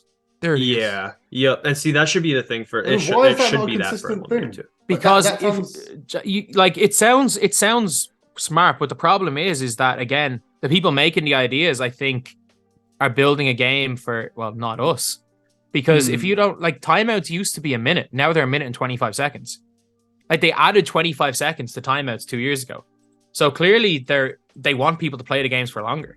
You literally get 9 minutes of timeouts. Yeah. Like So, like, I don't got think 12 that's not minutes of targeted stalling. at anyone specific. I mean, at the end of the day, whether it's a casual and you be a comp player, whatever, I think the quicker the game moves, the more likely we are to then go on and play another game, right? And not get that I burnt agree. out and I not mean, get yeah. I mean, frustrated. you could agree. start a game. You can go into Unlimited right now. You could start a game, spam your 7 timeouts, and then run your pause timer down, and that will literally take 12 minutes. Like, I shouldn't be Yeah, able to that's join insane. a That's game insane. and then wait 12 minutes to play because the other guy decided he wanted to go take his dog for a walk. Like, it's not right. Did you talk about yourself there? Is that... Projecting, Jazz, and projecting. I'll still Yeah. say it. I'll still say nothing was worse than the era of the AFK and Unlimited. You know, it's funny you say that because I was just gonna say we should bring Uh-oh. AFK back. Oh, Oh, this is here we go. Do You not, do literally not have start argued me. we should be allowed to Dude, not play the Do game. not and ruin the start experience. me. You literally are saying we Don't- should be don't allowed get me to ruin the started. experience for people who want to play the game. Oh, I remember I absolutely, literally yeah. had a 2.5 hour gap where I didn't play an Unlimited game because I didn't want to quit out, and it was AFK after AFK after AFK. You were like, "Oh, it's Like, 3 wins." I'm like, "I no. haven't. This is 2.5 hours." Like, no. if I wasn't a Don't get me content creator playing started, for man. enjoyment, Welcome then to the why would I RT have played? podcast. Yeah. It's been a long y'all time already since know. I Pro championed AFK. AFK. Pro That AFK. word died down months ago. I don't want to hear it ever be brought. Let us brought up AFK again. offline. Talk your talk, John. Don't let us Man, say like AFK y'all online. already know how I get Talk about your that talk. AFK, man. Like y'all already know I am. I wanna know stand what the on chat thinks on business. this. You know, If you're honestly, I watching, just feel like we were all AFK, getting yes or no? along too well, so I needed to come in here and just kind of ruin that for a little bit. That cohesive nature doesn't work. The pro I'm so AFK people are the funniest. They're literally arguing, I should be allowed to get rewards without playing the game while ruining the game for other people. Isn't the point of a game to play it though? Yeah, like yeah, if this you want, is a gaming issue as a whole. was like, though, isn't if it? you This want isn't even to- a 2K issue anymore. but I don't even mind AFK and offline because it's only your experience. It's if you want to just do that, cool. But it's like the AFK online ruined the experience for other people as well. I don't play on. If I wanted to play against somebody who's just gonna let me do whatever I want and sit there, I would go play offline. Duh. I'm not. You know, this is the one area where I really start to feel. I start to feel a little bit sorry for 2K because their goal this year, they had one singular goal this year, I think, right, which is just get people playing modes. That was their whole idea, right? Just get people playing games. There's no consequences. Just go and play. That's all you've got to do. Load up, play. If you win, you win. If you lose, you lose. You still get rewarded. You know, a lot of people hate that about the game, but that was the clear intention from the get-go, right? The only mode with any level of consequence is clutch time. You got to lose 3 games to get that consequence. So they came into this year going, "Oh, this is great. You know, everyone's just going to play now. No one's going to care." Obviously, you factor in the 2K ego, where everyone cares too much about wins and losses and ratios and all that stuff. They probably didn't consider that enough, but either way, we got there. And the first thing everyone in this game did when I don't even want to play. I'm just going to AFK. The one thing that you wanted me to do, they literal one thing that you wanted me to do. I'm not even doing that. I'm turning the game on and going having dinner. I will say though, like people would probably have been less inclined to participate in AFK based activities if what we were talking about prior, the games were shorter, the rewards were a little bit better, like all of these factors, if they were to address these, even if AFK still existed, I mean, people would still do it, don't get me wrong. If there's an exploit, people are going to exploit. People literally AFK'd because they could go to work and get 3,000. I'm not talking about those people. Okay, those people are going to AFK anyway. That was most of the AFK people. That was almost all the AFK people. You know what, man? When I see an exploit, I'm going to let it rock, dude. You know, it's fine. The worst part is that like the most of the people that were AFKing were the hardcore players as well. Oh yeah, no casuals were AFKing. I'm sorry, that's just not happening. It was a 2K enthusiast exclusive. There was an additional subgroup, but yeah, for sure. AFK people just sounded weird. It's like you literally created a different like being. This whole conversation started at Rush Equal Chance Packs. Yes. We managed. I want to apologize for opening that up. Okay, so let me. We went to Team Tank and then. Okay, AFK. Jazz, I apologize. And let me apologize to the chat. I had to just speak my piece on That's it. all good. But as for Rush Packs, it was a dub. I will say this though, out of the 25 cards, and I'm gonna shut up after this. The only problem I saw with it was that it nerfed the actual pack odds and keeping those in there. Speaking of dark matters, but other than What do you that, mean? season Explain 7. that. Go ahead. Explain that. What do you mean by that? I felt like it was just basically, it ruined some of the pack odds. Oh, to me, I know what I'm you mean. saying? The fact that they were in the, it was extra dark matters. You know what I'm saying? I plan on discussing this at some point as well. Yes. But I'm not going to get into it. I will say this. Season 7, starting with that, having actual content was a dub. I felt that was great. I want to really say this. The pioneers of the game was amazing. They implemented that, rolled into something just glorious. Incredible, to see just incredible, by the way. One of the best things they've done. Earl Lloyd was so tough to me. I love that Earl Lloyd card. Motown. Love it too, man. Everything about it, the concept, the cards, that was on the money. It's one of the best things I've seen 2K do. Yeah. Ever since season 7, it's been really, it's been an enjoyable experience for me. Pre-season 7, we can talk about all the stuff, the negativity and all that good stuff, you know what I'm saying? We can talk about pack strikes, we can talk about all that jazz, literally. But with that being said, man, since season 7, 2K's really put on, you know what I'm saying? And I have to give it up to them. So that's it. Yeah. Any other thoughts on the equal chance packs, the Cooper Lloyd, Clifton stuff? Like, I feel like that stuff really went under the radar and how good it was. They just made them the right height. Yeah, true. I was like looking everywhere, and there's like most places said Nat Clifton was 6'8" or 6'9", and he was 6'6" in game.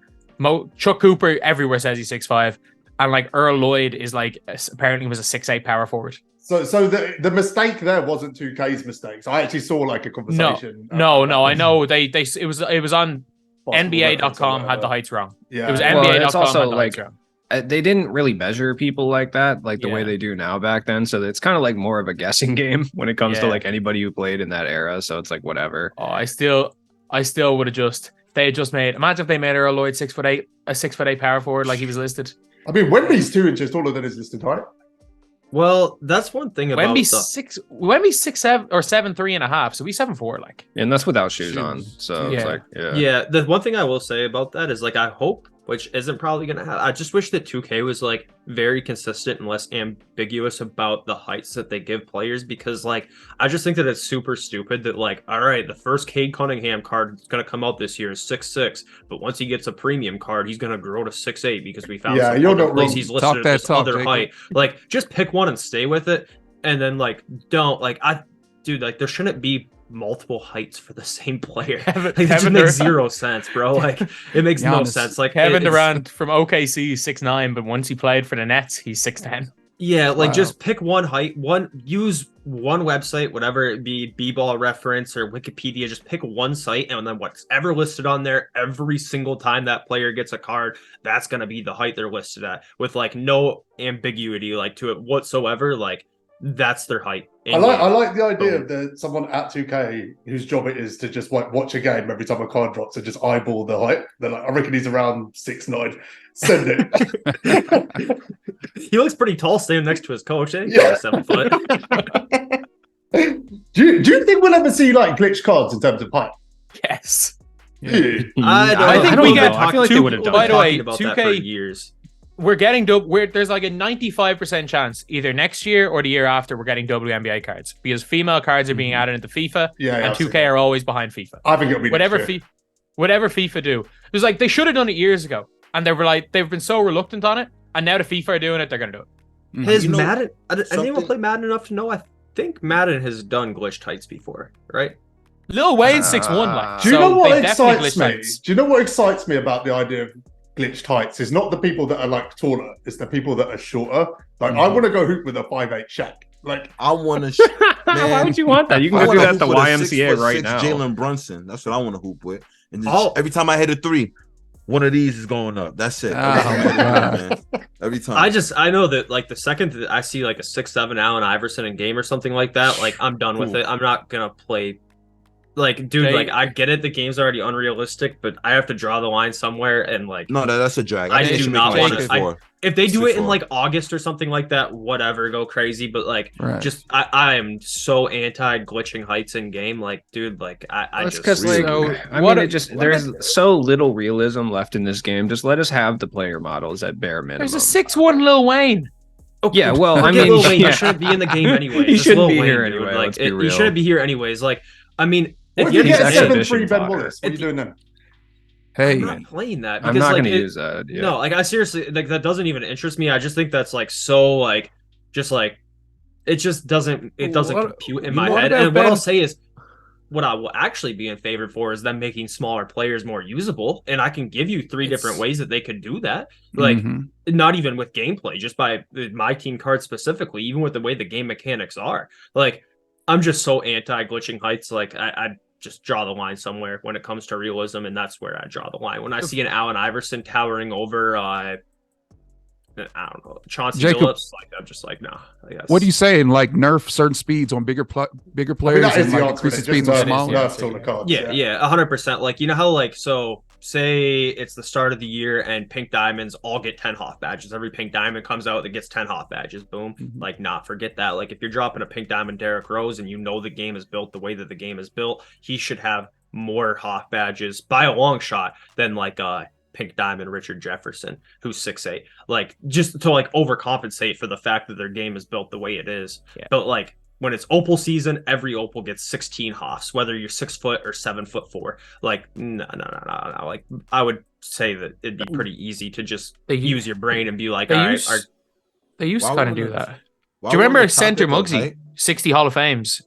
Amethyst Center Muggsy. Yeah. Yeah, 21. yeah, and then even when they've tried to do it, I feel like they like haven't done it enough. Like they haven't made that gap big enough. So like in my mind, if there's a early game, every pink diamond that comes out is getting 10 Hoff badges, and there's an early game Spud Webb, like he should have 30. You know, just to overcompensate for the fact that Yeah. the way that their game mechanics are, and they know their game mechanics are much in favor of taller players. So like even just the MyTeam devs could decide to compensate for that issue in gameplay by making the cards that are shorter for their position have more badges, stats, etc. Even maybe sig changes and jump shot speed changes. Things and Yeah. animations for sure. Like for sure. I- yeah. Yeah, I for sure. actually do want to have a game where like height isn't like being tall isn't the meta. Like honestly, I remember like running that Diamond Darius Garland in what was it, draft mode. It was nice to have like a undersized guard just absolutely fry everyone. Like you put a taller player in front of me, and because I'm faster than you and my shot is quick enough, like I could just dog you. Like I don't know, I like kind of like that I aspect of the love game. Garland in my Like- team this year. Like, and I love Garland is using- like my favorite short guard. And I actually like stop it. Never in life will Trey be over Brunson. And I like I can't believe you haven't caught that yet. I cannot. I just saw that. I And then changed that like like 30 minutes ago. with Brunson, I like when I was using like the Knicks lineup, I was actually just having fun using their lineup, and I was actually going against like taller players. Brunson was out there cooking. It wasn't like it was hard to win because eventually they just start like overplaying you on whatever. But like I like having fun using small guards and like just using players like actual NBA superstars at their position and being able to dominate. And like let's say like a LeBron, or let's say like a Julius Randle, even though he's like an undersized power forward, the fact that he's so strong, he could dominate other bigs who are just like who aren't as strong as him, like just stuff like that. Like I want that aspect back in my team. Like I want another thing I just want to say real quick about this whole topic is like another huge place where they kind of like fall on their face with like the way that they already make the game so that short players are at a disadvantage.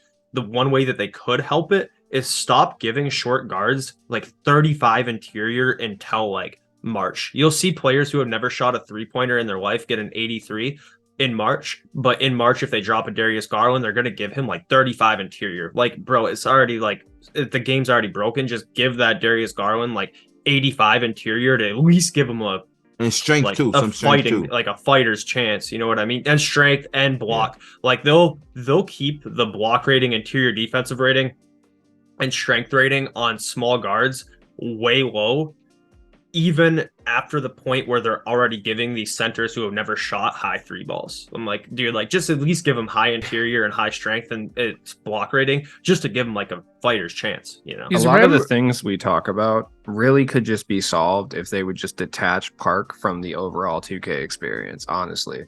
Like if they just free-to-play Park, it would make things so much easier. It's so difficult to balance a game like Park with a 5v5 simulation experience. And honestly, we're going to have these complaints forever until they do that.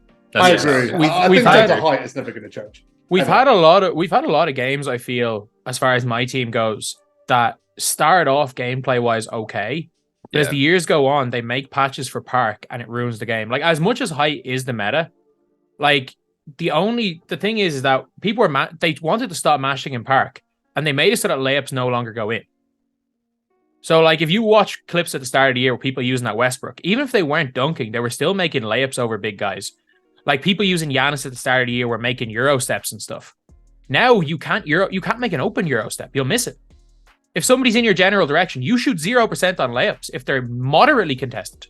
Like, if somebody's standing hands down by their side beside you and you try to shoot a standing layup over them, and you're not 3 inches taller or 7'6" like Yao, you're going to shoot 0%. So it's same with like, obviously I'll always say 2K21, before they made the speed patch for Park, I felt like that was the best 5v5 experience 2K had ever put out. I think 2K22's 5v5 worked a lot better when left riding was still in the game because, well, we could also 3-hunt and mashing wasn't as OP. So there's every single time the game launches better, the MyTeam gameplay launches better than it is by December every single year because 2K make patches based on Park, which like at the same time, while they might improve Park, they make the 5v5 gameplay experience worse. Yeah, 100%. I think this year it was, the pacing felt different this year, which I think played a huge part in it. It just seemed like we had like a game-breaking card drop every 2 months that was so far ahead of every other card that didn't really have a answer. It was Tim Thomas, it was Yao, it was Taco. I feel like there's specific cards that leaned into that meta more this year. And if you take 4 or 5 cards away, if you just eliminate those cards, pacing's actually really good this year. Honestly, if you eliminate it's Yao, like outliers. Period. It's outliers. Like Yao dropping in season 4 is absolutely insane. You eliminate Yao, the pacing is significantly better. Even factoring in Tim Thomas. Like Tim Thomas was good, but not everyone could use Tim Thomas to his full ability. But anyone could take that eclipse Yao, and they will have an advantage. That's just how it is. I don't think they knew how bad Yao was going to be. Because like if we had known the hype meta now, if we had known the hype meta now, that Taco fall that came out of Christmas and was 2,000 MT would have been every single person center. Bro, a week ago, Galaxy Opal Yao was my backup center to Mark Eaton, which I could have switched around, really. He could have been my starting center easily. T-Mac was still my shooting guard, like Radiant T-Mac. Like, these cards were so far ahead. It was just, we've never seen that before. They knew, the thing with T-Mac, we called T-Mac an endgame card. I will say with Yao, is that until Yao came out, we didn't realize how ridiculous a Yao would be. Because Yao had like 80, or not 80, he had like low 70 speed the year before. And he was broken, but not this broken. Yeah, right. Yeah, it's because he couldn't really shoot like that, and then you give him 82 speed was as so well. On top of that, it's ridiculous. It was the same in 22 though. Yeah. I think that if you remove the top 2 players at each position, the game is really balanced. And I don't mean now because obviously it's end game and there's a million players that are just maxed out. But throughout the year, if you remove the top 2 players at each position, all of the remaining cards are balanced. And honestly, we should have known things were broken before that, because if you remember back to like pre-Yao days, the 2 best defensive point guards in the game were Penny and Magic, which is never the case. Ever. It has never been the case. Yeah. That should have been a huge red flag right off the bat, like that things were going to be broken this year once they start releasing cracked out cards. I mean, we ended the year basically last year, well, certainly close to it, of like Jordan and Luka still being the best, point guards. They've been out for a while. They weren't 6'10" or above. So the pacing was a little bit better last year. I got a question for you guys, actually, all of you, because I posted this on Twitter and then it had like a mixed reaction, but I still think I'm right. Okay, so I want to see what you guys say. Okay. I think in the spirit of everything we were just talking about, right? The fact that Yao basically killed the next 2 months of content because nothing mattered because Yao existed, right? And unless we got something that could compete with him, etc. Same with Taco, same with T-Mac, etc. I guess T-Mac kind of had Terry, but it was a lock-in. I think Wemby is also that cop. I think the minute Wemby dropped, we wouldn't have got excited about anything from there on out. I think that was it. I think that was the end of the game, and whatever they'd done for the last 6 weeks or 2 months wouldn't have mattered and wouldn't have generated the hype because Wemby is that cracked. You're right, but I also think that if every endgame didn't have literal copy and paste SIGs with an upper that even if people like Sadiq Bey upper, I don't think there's a single person who thinks the Sadiq Bey upper is better than KPJ upper. Oscar. Like KPJ upper? Or say Oscar upper. Okay. I was gonna say, no, like T-Mac. Jacob's face. I don't think, KPJ? but like, what's his name? I don't think there's many people that will argue that Joakim Noah shoots worse than the endgames. It's like the endgame release. Even the only argument for it is that, if I use a full team of endgames, they all have the same release timing. But I'm like, one, it's the biggest load up release I've ever used. And 2, like, if they had just given a different upper, I think it would have. I think if it wasn't Sadiq Bey upper, people might be a lot more happy with endgames. Mm-hmm. Because even really good players can't use Sadiq Bey upper.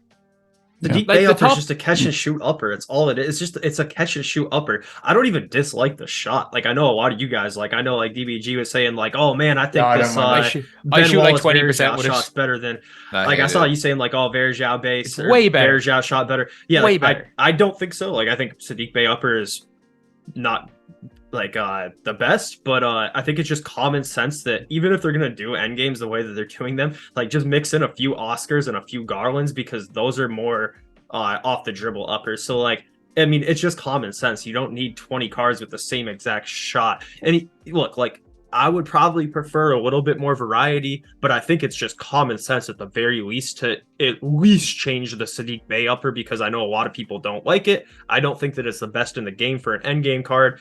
The variety will never hurt anyone. And the Sadiq Bey upper, it's a catch and shoot upper. And obviously not every end game is going to be a catch and shoot end game or a spot up. So like, please, like, just like give Luka Garland upper, where I'll probably like, I'll have to hold myself back when they drop that end game T-Mac changes upper from Oscar to Sadiq because that's just stupid. You're gonna be like, upset. like just trust me. Like it's just dumb. Like it's not, it makes zero sense. Like when they take this end game T-Mac and they take off Oscar upper and replace it with Sadiq Bey upper, where T-Mac is obviously going to be the primary ball handler for whoever's using him. Like, that's just dumb. The end game should be worse than it's a catch and shoot upper. The card that came out in February.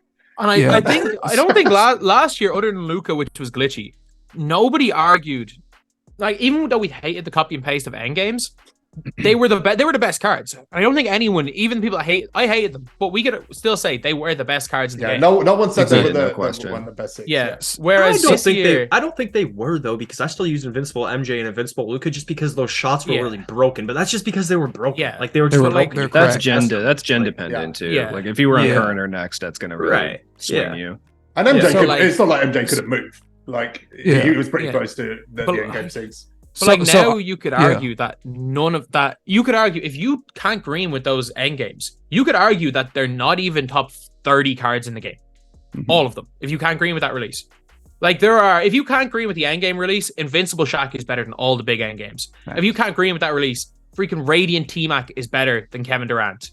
That's the problem. That's the problem. At the end of the day, if you don't prefer these things, because that's what endgames are, right? It's a preference issue. If you prefer them, fine, you're gonna have a field day. But unless you just happen to prefer those exact SIGs, this content becomes irrelevant to you. Mhm. Well, I think it is good that they're doing Invincibles the way that they are doing Invincibles, because Yes. they're giving them like other jump shots that are also really good and correct, you know.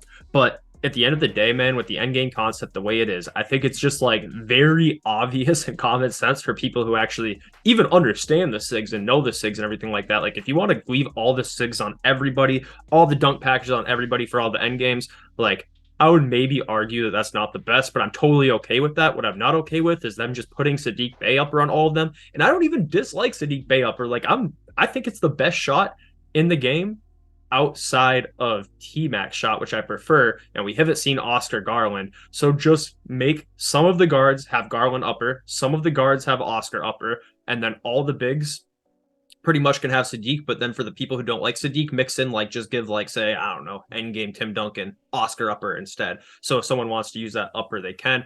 And at the end of the day, like, with everything else, it's whatever, but the uppers, just change them, like, on a couple of the end games. Please, It's- 2K, if it's you're listening to this, so- please they just won't. give a They're couple done. Oscar and They Garland Garland. they have to do something. So They're first not doing off, anything. Well, here's the thing, DBG. We need variety. We ask for variety. You would have thought since last year they would have think, people didn't appreciate that we just had 2 shots, which was shot 3 instead of shot 25, which I love. Okay, but there was really no variety, and now this year we just have Bay upper. Are you serious right now? I mean, we could do so much better than that. Even the lower base, which I love KPJ, I love KPJ Oscar to the extreme. But why not Stockton base? Why not O'Shea base? Why not LaMelo Ball base? Some of these. And going back to Wemby, Wemby is an in-game card for me, at least. You know what I'm saying? Those type of cards, the T-Max and whatnot, those are in-game cards. The cards that we label today as in-game cards, they're not in-game cards. No, they're just copy and paste, and it's just redundant at this point. Yeah. I really feel this, and I mean this with my entire whole heart right here, man, with what they did with Bay Upper, because I hate it with the passions. Off the dribble, yeah, it's cool, but otherwise it's just ugly. You know what I'm saying? In-game cards should be the end-all be-all of cards. Everybody, when you think of in-game card, you think, oh, this should be the supreme top card. And the card should be broken, but with Bay Upper, the card is just broke. It's just left broke. It's unusable, at least for me. I can't speak for everybody here at this podcast, but let me tell you something. The card is just jacked up. That's me. You hit the nail on the head, actually, because this is something Jacob said yesterday as well. Like, there's so many options, which is the frustrating part of the end game cards this year, because I think that what you actually said is there's more options this year, and there's more preference, really, is what that means, right? Like, I prefer the Curry Escape to Wall or Trey. Other people prefer Wall. Other people prefer Trey. There should be an endgame card for all 3 of those people. Like, why are we just doing one? But I am going to be a bit smug for a second, because last year I loved endgame cards, and I was on an island. I was in a sea of their clones are all the same. This is boring. We get the same card every week, and I was just out there going, I love this. I've got 10 cards. I like all of these cards. I was using Jokic, with his jumper. I was using Weber with his alternate jumper. I was using Kareem at point guard with the Curry Escape and an elite jumper. There was enough variation there, considering the endgame concept and really what it's supposed to be, which is the best of the best cards, right? They all need to have, and we were limited in what really were those God tier 6 last year, so they used them sparingly, I guess. But you could build a 10-man lineup that was interesting enough, and you could cook with and have fun with. And everyone panned it. And everyone said that they're clones. And then this year, that's exactly what happened. Like, if you see the level of complaining last year was actually worse than this year, because I think we got used to it when it wasn't as bad last year. If we got one of those drops now, I think we'd be happy.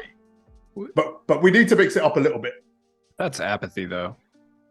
Yeah. Like, the reason is that you're saying, like, people complained. The problem is that last year people complained more, but this year, within, I can't remember what it was. It was like after the season 8 drop, when every one of them had the same SIGs, we all realized these are going to be clones. So I think people have just given up hope to complain anymore. Yeah. And Yeah, I thing- also think the Invincibles take the edge off, though. I think people are, everyone who really care. There are some people who are literally just, like, they cannot go on Twitter. There's probably people that have been in the chat today. They cannot go anywhere without pointing out the end games of skins. We know You don't need to say it for the 1,000th time. Hey, Everyone is on the same. it's It feels free good, likes though. on It's Twitter. cathartic. Yeah. Find two of them that are copies and pastes of each other. Copy and paste, and put in a screenshot and say copy and paste. It's free likes on It Twitter. is. I literally went down. I gave up the likes. I was like, I don't It's want free to. likes. I'm not going to be that spot that just repeats himself on a daily basis. It's also But tweet out a picture of Anderson Varejao and say he's better than Endgames. It's free likes from the people who I mean, agree, he is, and though. every single comment is Geno or these comp guys that are way too far into this game that are just gone way too far, being like, "That's an L take. He's not as good as Endgames. L didn't take. Splash Can't tweet play in out comp." yesterday over this. Yeah, I'm like, Splash could literally use Tim Thomas and drop 100 points. Doesn't mean anything. Here's the one thing. Dudes- Here's where I these probably dudes are disagree with a passionate lot of you guys, about it. though. Is like I know when like that Steph Curry on game dropped, you guys are like, make Curry be able to Curry slide again.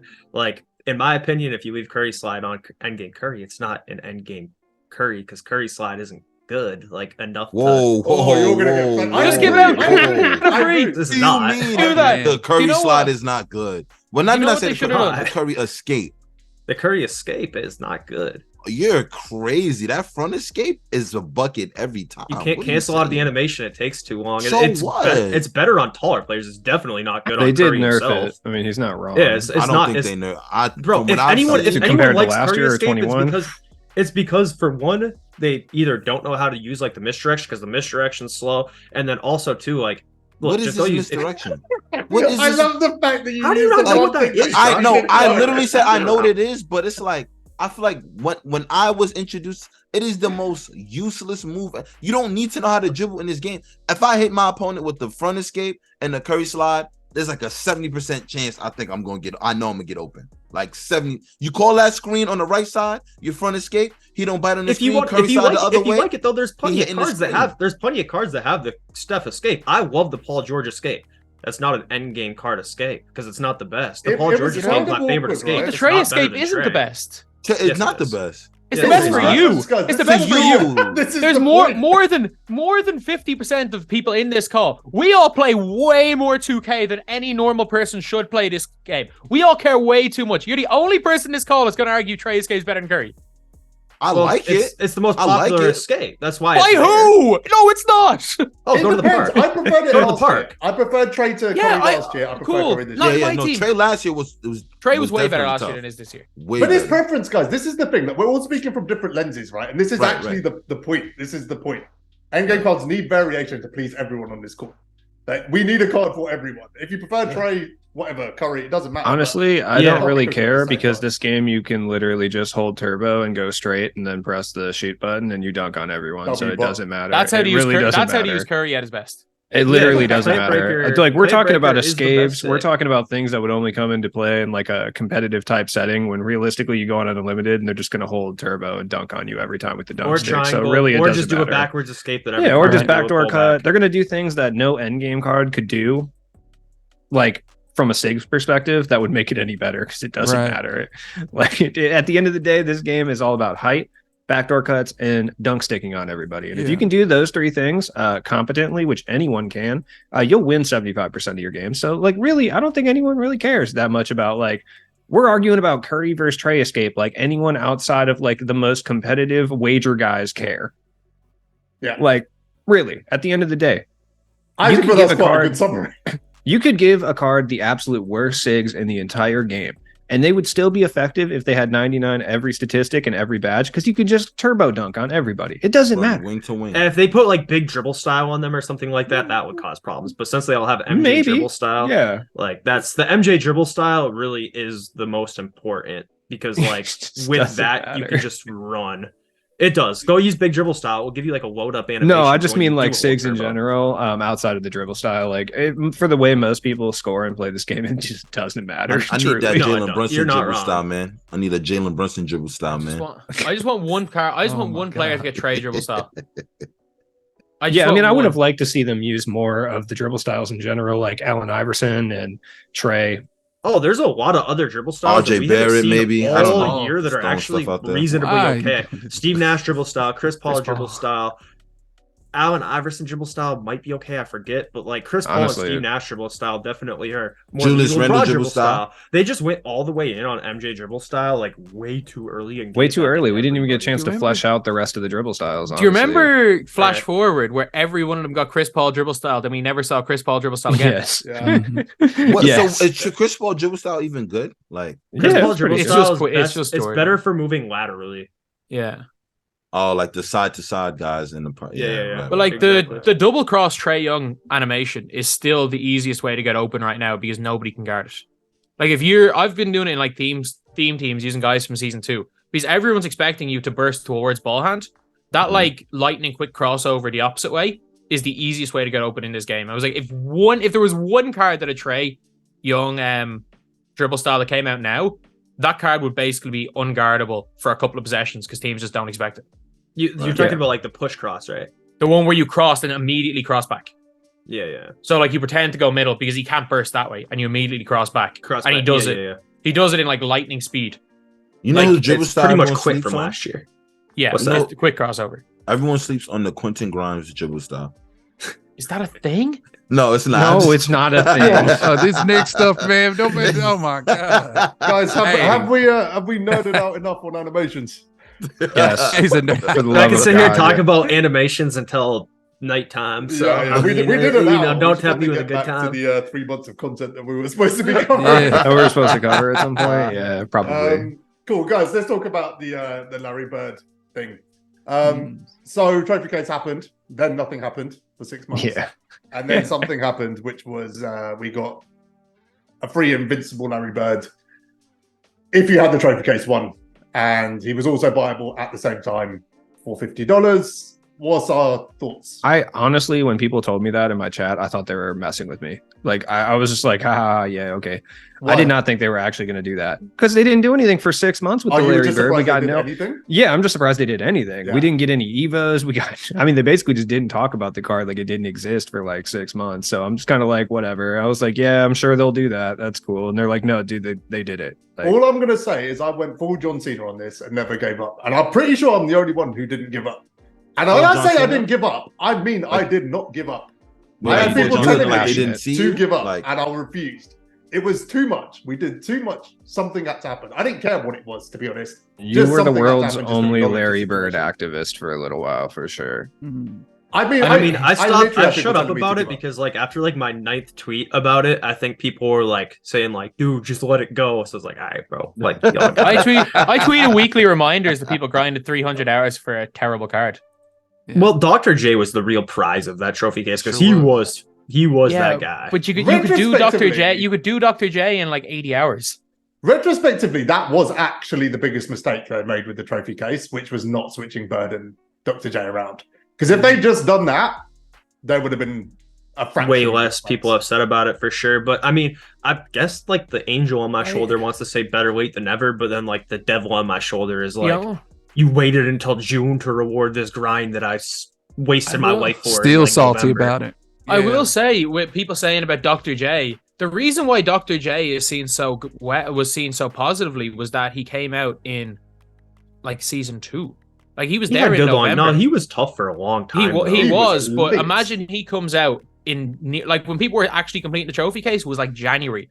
By the time people were like Sure. really completing the trophy case, we'd already seen Tim Thomas. We would have already gotten. I just want to see who else came out. Tim that Thomas season. doesn't affect you using Dr. J. No, No, but like but, how? like, but like that we the hype. already saw Terry Dishinger. Like Dr. J, was he that much better than Terry Dishinger or Kazi Russell? Maybe, maybe not. But at least No, it's a he was debate. worse than both of them, honestly. And then you know who else would have came out in that time that you could argue is better than Dr. J? Luol Deng Diamond. So Yeah. like we all got that use for Dr. J. People all got that use because I don't want to say we because I never did anything. I want to say I don't know. Dr. J ran for a long time. He for me. did. A He long did time. because there wasn't enough of an upside. But if your grind was if Dr. J was the end grind, and then before you got Dr. J, suddenly 2K came out with Luol Deng and they came out with Terry Dishinger, it would have been maybe not as much of a complaint, but everyone would have said like. Everyone would complain about that. And also, when Larry came out, Tim Thomas was already out as well. So I he mean, would have Terry sucked compared wasn't to Tim exactly Thomas. like achievable, was he? Unless you spent an absolute rack. Like, Well, like it- 300k is a lot, or 200k is a lot more achievable than 300 hours of game. Yeah, but can you really argue, like, when you really look at the two cards side by side, that like Dr. J was really that much better than like Pink Diamond Andre Iguodala, that you could get the same exact time? Like, really, when you look at it, I don't think so. He was though. He was. His he dunk was better, packages but and like stuff like that that. much like, better. I don't know, definitely- man. He Like, was. That was like if he came 60K. If Dr. J came out 6 weeks later, he wouldn't be remembered as fondly as he is now. Anyone that's basically what I'm used saying. Dr. J, like got Dr. J at a decent time and used him for a couple of months like I did, will not be saying the things you guys are saying. He was. I had Dr. was J that at the guy. exact time was. that you had him, and used him at the exact time you used him, and he was very good. But what I'm saying is, if he came out, like DBG said, if he came out in January, we're not hyping him as hard. We're hyping him because he came out in November. He probably ran for you till last week. Like, Dude, yeah, he ran for me Like, forever. What Like, the he was shade? on my team forever. Like, I'm not Exactly. kidding. I think he was on my team until like February. But like it the Who whole- was? If we Dr. J. Oh, yeah. if we remember the conversations, the funny thing was, like, if we can look back to the start of the year with the trophy case, they updated like almost all the trophy case cards on day one. Remember, on the database, they all just got updated. a bunch of their SIGs changed too. Yeah, and Larry was one of the only ones who didn't get updated.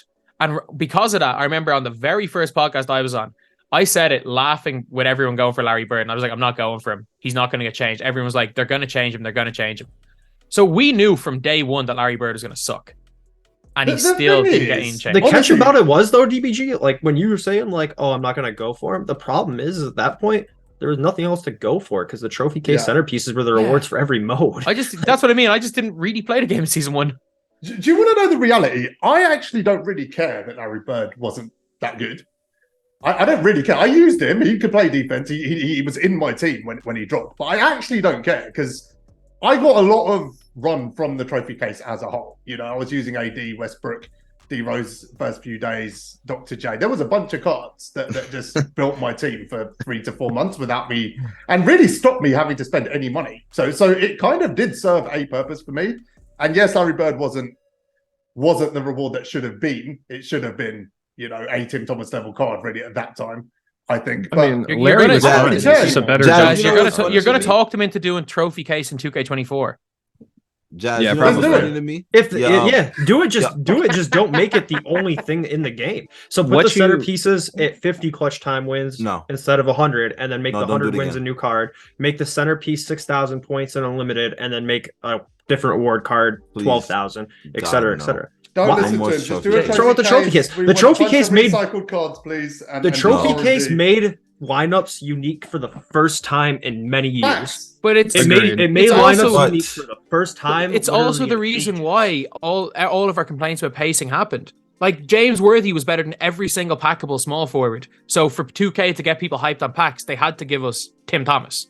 Well, that's like a whole different. No, He balance. was they did the not- I only mean- small forward that was better than Worthy. Let's not gas it.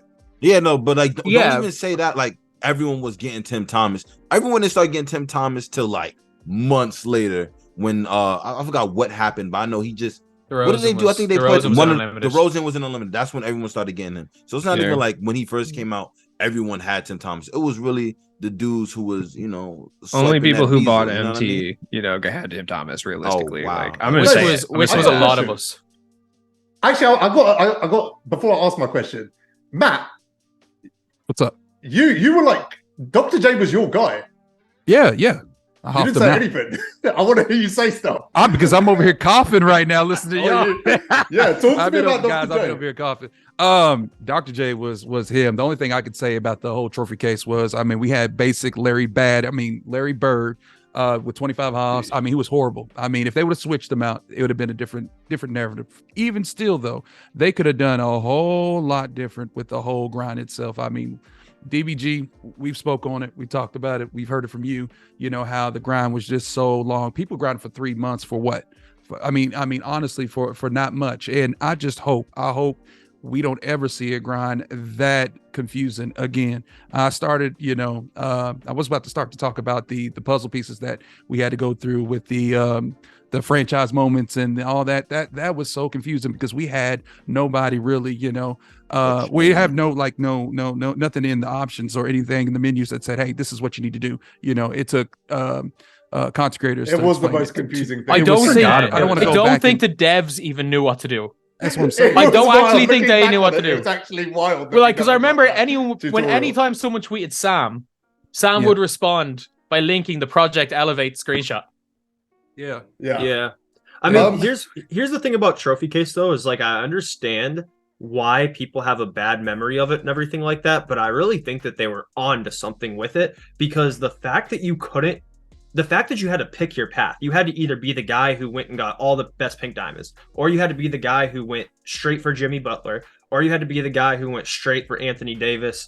That aspect of the game makes lineups unique, and then makes it way more interesting, because every time you load into a game, you're like, oh, I'm playing a guy who's a Jimmy grinder. Oh, I'm playing a guy who's an AD grinder. Oh, this guy got Westbrook. He's smart. You went for Westbrook first. Like, that element of it, we've never really seen, because typically, like right now, you load into a game, who are you going to play? Jokic or Ben Simmons at the 1. You're going to play Kevin Durant or whoever at the 2. At the 3, everybody's going to have Wemby. By everybody, I mean like in Unlimited. I get it. Like if you play like other game modes, the reality wasn't any of that. The reality was, for almost everyone that booted up the game, was either I don't know what the hell these pieces are. What the hell are these? or I don't want to grind my life away. I'm just not doing this. What That the was the hell is a reality. franchise moment anyway, DBG? I don't know. I don't know. After they Explain threw me out of my Help centerpiece, me. What's the difference between an elite and and a a legendary. I finally started to know what pieces were literally at the end of the grind. At Can the we- very can end of we the get grind, some- I started to get it. Can we get some W's like in the chat for Project Elevate? Because I don't think Yes. people realize how clutch he came in. Like we would have been Elevate The is such a good developers dude. I of love the Elevate. game did not put out a roadmap. Some dude on Twitter had to do it. That's crazy to me. that dude. I don't That guy. think they. Yeah. He But do you is remember- MVP for this year in the community for Do you this. remember Yeah, season absolutely. Such where a we dub. where they basically said, we're gonna get a Galaxy Hub at the end of season 1.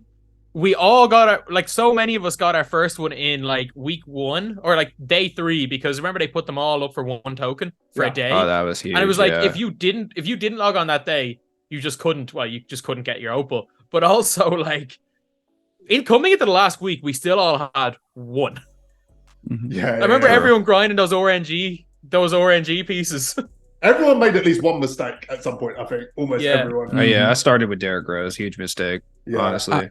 I ran with the Central, and I actually did well with that, man. I will say this, man. I hope they, in the future, if they ever do something like this, that is like more team affinity based, if you know what I'm talking about, with the show or with Madden and whatnot. I hope Yes. that they institute something like that where you can use, teams and then build up to that player. Just grinding like 30 online games and 30 this and 30 that it's just too much. There's just too much with grinding for a centerpiece that in all actuality really doesn't matter. I still have a lot of saltiness towards this trophy case. I know a lot of you out there, not a lot of, there's probably some of you that really enjoyed that, and that's cool. And for me it was content, but at the end of the day, man, I mean, what was it really worth, man, except for pain, tears, agony, and 3 months of crap. I You're gave sounding up like me after now. 5 weeks and just laughed at you guys. It was great. I just It was so fun laughing. You at wasn't people. doing it. It was so fun laughing at people. How it many of us wasn't did it? funny how they didn't make how that bad they made Patrick Ewing's release. That was Oh, that yeah, unforgivable. We're gonna recover from this. Unforgivable. I see it Man. as a dark matter, and I'm scared to even use that card because I can't imagine what Patrick Ewing on very quick would look like. Hey, I can't imagine. Jazz, what that could be. as the champion of this community, can we talk about something very serious for a second? Who's the champion? Me or you? You, Okay. you, as the champion of this community, you've let us all down. You didn't get us an Oster tag not once this Oh, year. you No. Not He got once, Devo. He Jazz. got It's Devo. just- no, God. that He didn't doesn't get Evo. count. Oh my Hey, god, I'm only contractually here. obligated Why to do bring you him have up They Hey, didn't once per even give us podcast. Pat Burke for St. Patrick's Day. That's true, but like Come Oster tag on, over man. Pat Burke though. RJ Barrett doesn't even have Pat a dark Burke was matter yet, Pat Burke so, was DMing you me, don't see me asking crying. what the story was with St. Patrick's Day. You know I what? was If getting Greg, DMs from Pat Burke asking about it, and they just didn't give him a card. yeah, that's kind of Pat messed Burke up. I himself let actually. you looking all forward down. to It's crazy, by the way. No, you hey! Time's You down. gotta- You let us I'm down getting by my making- own one in. I know there's someone watching this that knows I'm disappointed we didn't see Pat Burke. They know they are. I'm very disappointed this year. Shout Pat out to Burke is Pat. probably disappointed himself. I'm sure Greg Ostertag would be I'll too if he was clock on it the up. Look, internet it at took all. me 6 months for Larry Bird, so let's see what I can do. There's a couple of weeks left. Yeah, Jazz, just give me a dark matter RJ Barrett and I'll be fine, man. And for Like, those of you leave thinking it maybe alone. not, man. Pat Burke, where is it? Follows you. follows Okay. you. I'm not No one gonna sees that. That's It's not very the flex blurry. you think it is. It's very. I'm not gonna it's very- expose DMs, but like, That's Oh. not the flex Yeah, you I thinking see. it. That's I crazy. see a lot of reds. You know, like a hey, lot what of NBA grays players being follow you, sent. Jazz? None. Oh, Pat Let's Burns move follows on. me. Oh, that's one. That's one. Hey, No, where are we at? Two. AK Hito, Eddie Curry. There's over 10 of them that used to follow me on Instagram back in the 20 days. I got Everyone you just 3 named fell retweets off. this year from Brandon Jennings. Which What do you mean fell off? How much money did Eddie Curry take off your Knicks? How much money did he take off your Knicks? I don't even think I was a fan at the time. I was probably like 4, like not even watching. This it, was so like I don't care. 2005 or 6, I think. I So, was And yeah. Eddie, 4 or 5, and Eddie like 5, Curry 6, took yeah, so. took half of your damn salary. You got Jalen Brunson, man. I ain't tripping. You know what I'm saying? I'll be all right. We got Jalen Brunson right now. I'm good. Okay, We're you doing might good. lose in the second round of the play. You We might might get to the lose. second round We of might playoffs lose in again. a second. We're going to the conference Yeah. finals. By the Can way. I- Trade over Brunson for sure. Can I say so? Oh, can I ask something to every one of y'all? I know Jazz is probably going to transition this, but I want to good. ask. Let's do I it. want to ask this. Thoughts on 2K24? Just drop Oh, You just did the drop 'em. transition for me. W. Let's drop them. crossplay. Let's drop them. There it that is. crossplay. I just want to say I am so excited for. Like I could just be very hopeful. I'm very excited for the tournament because there's definitely some matchups Do you I think want to there's going to see be one? on a P5. If there is a tournament, I'm definitely excited to see Yeah. what they do. They will. I'm like, if there's any time to do a tournament, this is the time. Like you get to see the best guy on P5 and the best guy on Xbox go at it and not having this. Oh well, when I played you on Xbox, we staying on our consoles and I'm gonna see you at the What top. happens I'm with excited Xbox for that. delay though? What do you mean? It's always going to be there. If you play on both consoles, there's a delay on Xbox. I mean, Like it's it's not just- noticeable. Like you can get used to it 1 to 2 games, but like there is a delay on Xbox. I don't know. But I don't You know will how that notice it. happens, You will though. notice it I if you didn't know switch that. consoles. No, though. Yeah, if you because switch people say consoles, you'll that with notice it. people say that with like the EU delay. Every time I go on Jazz, I don't feel any delay when I No, play no. on. I was No, playing on Jazz 2K stream on the server, E server the other day. Well, Yeah, one of like- the reasons for that, Josh, is you're close to Europe. Am I? Yeah, You're in East New York, Coast, so yeah. you have the best. Did you just say You'll have am the I? best. Yeah. I don't know. I mean, Jazz, like, Josh, I don't know for sure, but you're only probably what's the distance between like It's a 6-hour flight. 6-hour flight? Yeah, so like you're I don't know. The Josh, you're Titanic as went close down to- trying to cross. you're as so.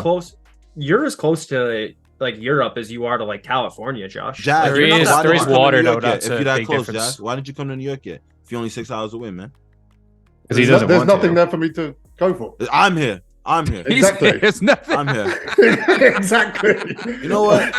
If you ever Give come it a here, wide I'm berth. gonna personally kick you in your balls. You know? Oh So my that's gonna be a God. Jazz walk-off. gonna show up and be like, "Oh, Josh, you thought I came for you? I came for the chopped cheese. I'm grabbing one, heading back home." He doesn't Yeah. even know what a chopped cheese is. The best sandwich I ever had was in New York. It was filled. Did you know what it's called? No, it was, it just had like six different deli meats in it. I and know. then he I know dipped it's it a in gravy. tourist. had a- I know it's a tourist place, but Katz's Deli's great. It is great. You're gonna cause Josh to have an aneurysm. No, I don't like. I've heard of it, but I've never been there myself, so I don't. It's mainly just a tour. It's a tourist trap Man, spot, but it the, is great. The best delis around the corner from any neighborhood you're in Brooklyn. So that's how. Carnegie Deli was good before that got shut down as well. You just throwing some big names at me. I'm just never been there. Yeah. Jazz, you say you like deli meat sandwiches? You should go to Arby's. You know they have the meats. I went. Alright, you say Oh Arby's. my I God. hate you. Oh my Oh God. my I literally God, just said man, Arby's come because he on. said he had a deli sandwich with a lot of meats. I had an doing a Arby's little when I was meat out thing. there. It was nice. I liked it. You like Arby's? People hate on Arby's. I will say their curly fries are solid. You ever had They are. Jollibees? This is I had that the for first commentary time everyone yesterday. was looking Do you know what for. Jollibee is? Jollibee outside the Philippines isn't the same. Yeah. No, but I would assume that, but it was actually Filipino pretty good. KFC. Yeah. It's Filipino. Yeah, Yeah, no, Filipino. Yeah, no, seriously. But like, you know, I seen it one on opened TikTok. in London like 2 years ago, and there was a 3-mile queue on the day that it opened. It was If mad. you go- What? But like in the Philippines, it was funny. Like no matter how bad like the area, like there's a lot of like very poor areas in the Philippines. No matter how poor the area is, there is always a Jollibee, and the Jollibee is spotless. yeah. The Jollibee is spotless. Like proud of the it. whole place Safe can be haven. falling apart, but there's a Jollibee everywhere. It's a safe Everywhere you haven, go, man. there's a Jollibee. Like everyone agreed, like you go there, like don't mess up nothing in there. But it was pretty good. I want to go to the Philippines and try because I feel like they would have a little bit different of a menu. But I enjoyed it. It was pretty Yeah, good. yeah, it was good. Shall we pick up on what Matt said? Because I don't Yeah, know yeah. how we are on one today. Matt went. Let's talk about crossplay or 2K24, and we got into a conversation about deli meats. We I don't have know. 3 months of pent up. What's happening? inner We have a lot of catching up monologues to to get do. through. But Jacob. Okay, we need to actually say this because Jacob is me and Jacob have complete opposite opinions. Card art, W or L. I think it has potential to be so I like cool. it. It looks good. Go It on, reminds me of Jacob. in real life Explain cards. yourself. Those were real life leaks. I thought people just like taking the piss. Those are real life leaks. Yeah, it reminds me of 2K17, and I love it. All right, for Yeah, the ones see, that and don't I- like it, what's the problem with it? That's what I want to know. I don't like the die cut card style, and the gem in the top right is way too big in my opinion. And then also the rating in the top left corner, it looks like out of place. It's like small You'll and get used to it. isolated from the rest of the card. I'll get used to it, but like I don't know. I think that there might be some potential there, but the canvas that they're working with isn't very big because half of the card is a freaking gem.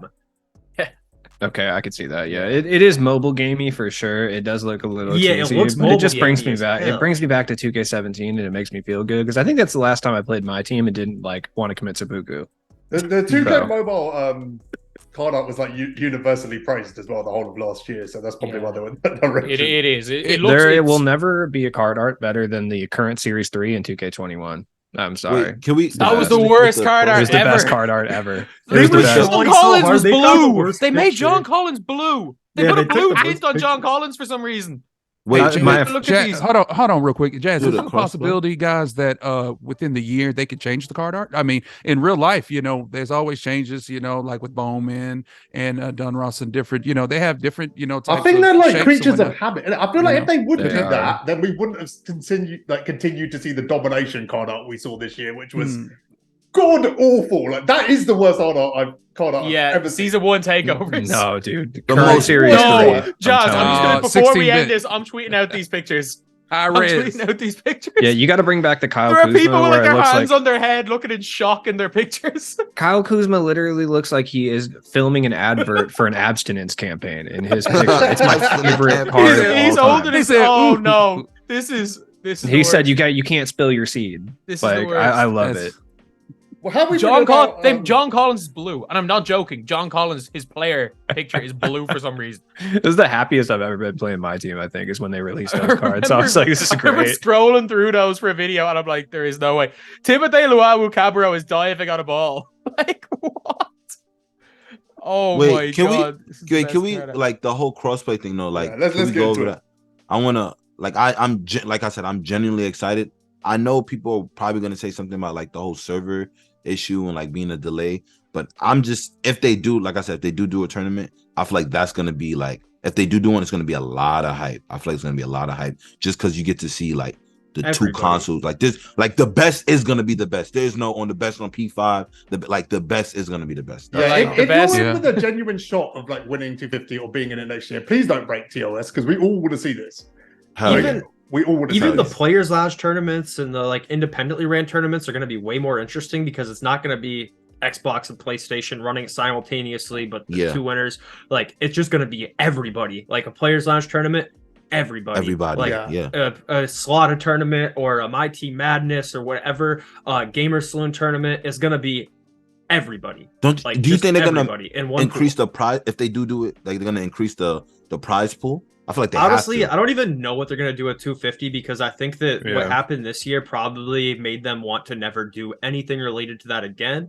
But I mean, obviously, I hope they don't bring back 250. I would hope be they do surprised smaller if they do. tournaments to. Oh, they throughout bring the a year. tournament and not I hope 250 they- specifically. I hope but they a bring tournament. like if it was up to me, like the way Madden does it and stuff like that, where there's multiple smaller tournaments throughout the year for more people to have opportunities to win a decent bit of money instead of one guy winning a life-changing amount of money. I like that. If they had one tournament each season for 50 grand, all consoles together, that's gonna be so much fun. But I just don't want to hold out hope because I think that it went so horribly this year that they're probably like, let's just like leave that in the past. But I hope so. I hope It's so. a lot of effort. It's a lot of effort on 2K's part to run the tournaments. Don't they outsource the whole thing? As in, they outsource the like parts of running it, but like, as in, if they want to run a proper tournament, they'll have to like do stuff in their game differently than like what they're doing right now. It's not like they have to program anything.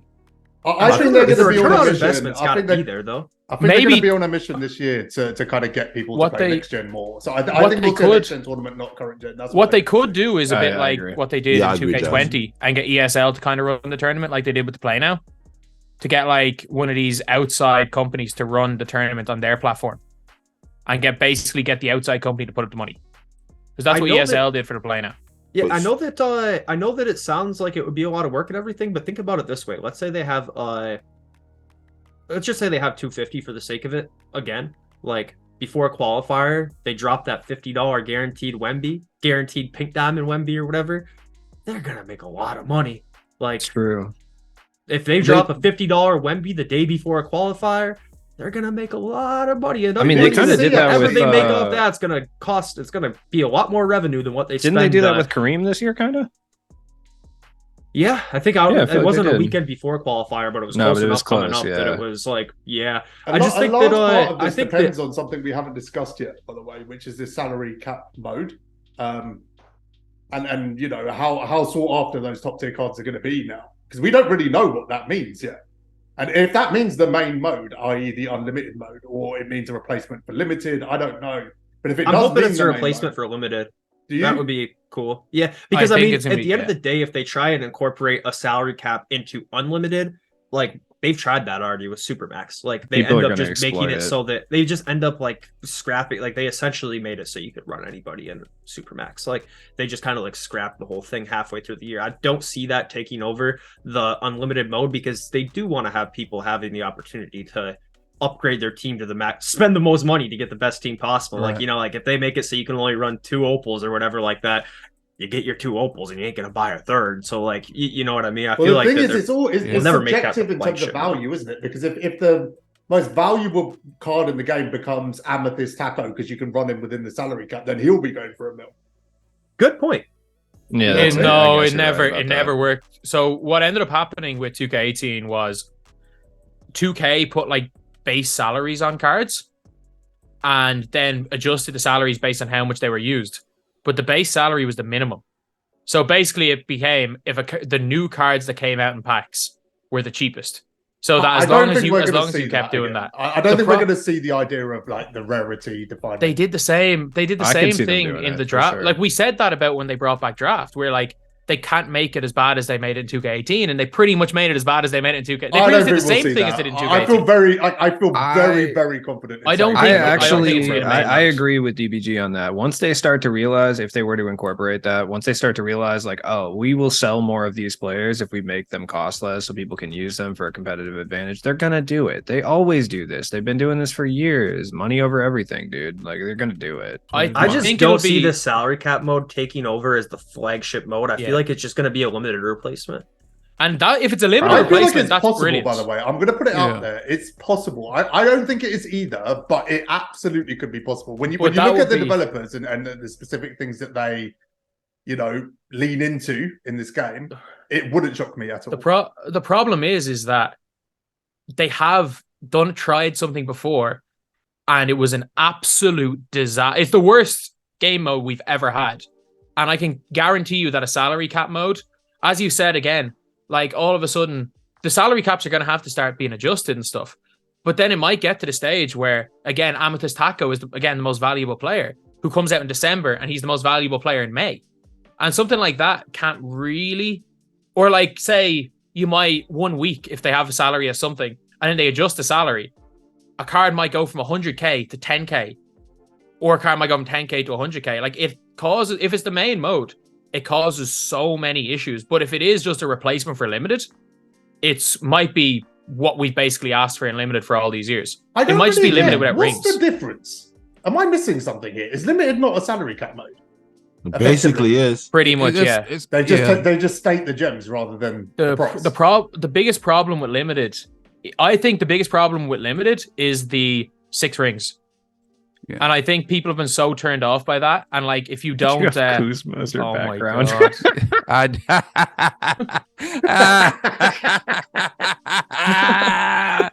But it's like ahead, if you take 1 week off, then it means that you're not going to get the top reward.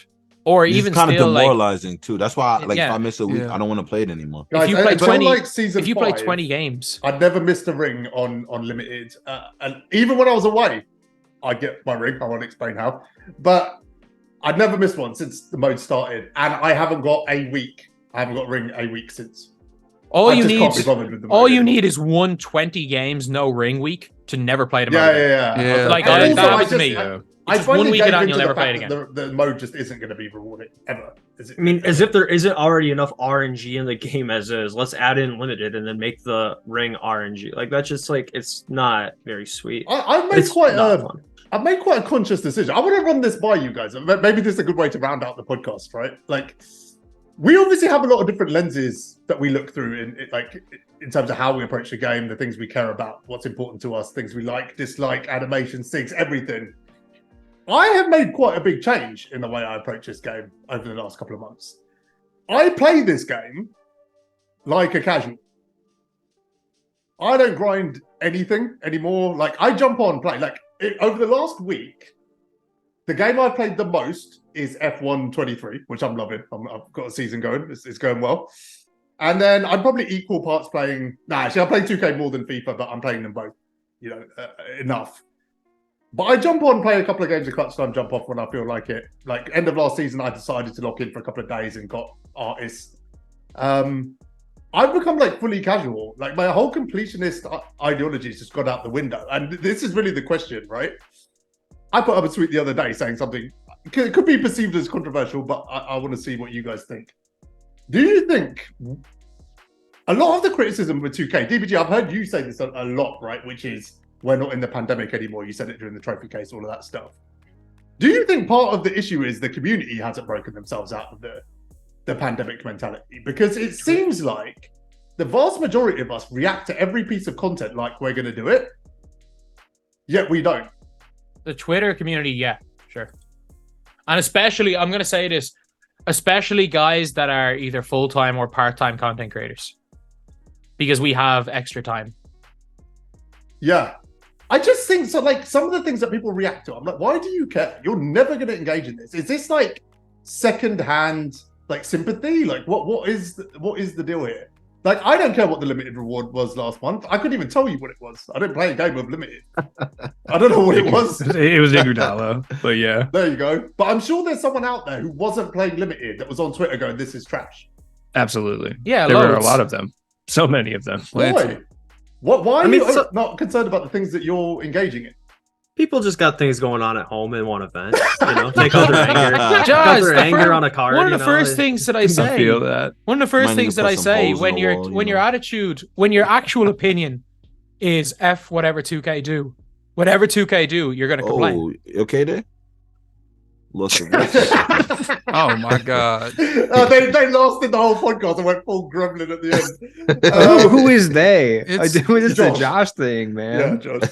It goes back. I want to say it goes back to there's people, especially in Twitter, that they're gonna complain no matter what. They're gonna complain at our tweets no matter what. They're gonna say some BS no matter what. There's those type of people. It's the 2K cry immunity, man. That's what it is, man. Let's keep it bad, a bro. buck. The 2K It's, cry, the 2K cry immunity. Yeah, To be fair, that is a great name for Carlo, the leader of the 2K cry immunity. The crime immunity. The cry immunity leader. How long you was Immunity, working on man. that name, Matt? How long you was working on that name? Man, It wasn't on, that was on the been fly. marin- I heard it in my chat, bro. I had to use it, man. Listen, He's that's not what it either. is. That is People going- brilliant. It's the crime immunity. People's gonna cry and whine and whatnot. No matter, they're gonna Yeah. cry and whine over free stuff. They're gonna cry and whine over things that cost $50. They're gonna cry and whine over things that really don't apply to them because you know what? They don't have anything better to do, and they're probably in misery because they're just upset. They're not having fun. I make it in this game mode. You know what? My take is for 2K24. My genuine hope is as I go into 2K24, not necessarily in a positive aspect, but in the aspect of this. I'm just gonna go out there and just do me regardless. Yeah, I'm gonna say what I that's want. that's I'm the gonna do what I decision I want. made. Yeah, And I'm just gonna go do in the there things I and want to make do. the best of it. Right, Yeah. right, Jazz. What you saying? Go ahead. It's the mindset that we have to do things. This is what's gone wrong, right? Like, 'cause during the pandemic, we all got in the mindset where we're like, I have to do it because we just did everything. We built those habits, right? We were all sitting there doing the Kobe spotlights day after day after day, Or we doing paid someone. nothing. Yeah, Some or of we us paid might have done that, someone. yeah. But we built these habits, but we talk about the game now like we're still there. I ain't got the time to do everything. I don't care. Like, all I care about is the things that I enjoy. And there's things in this game that need to improve. The gameplay first and foremost, needs to be better going into 2K24.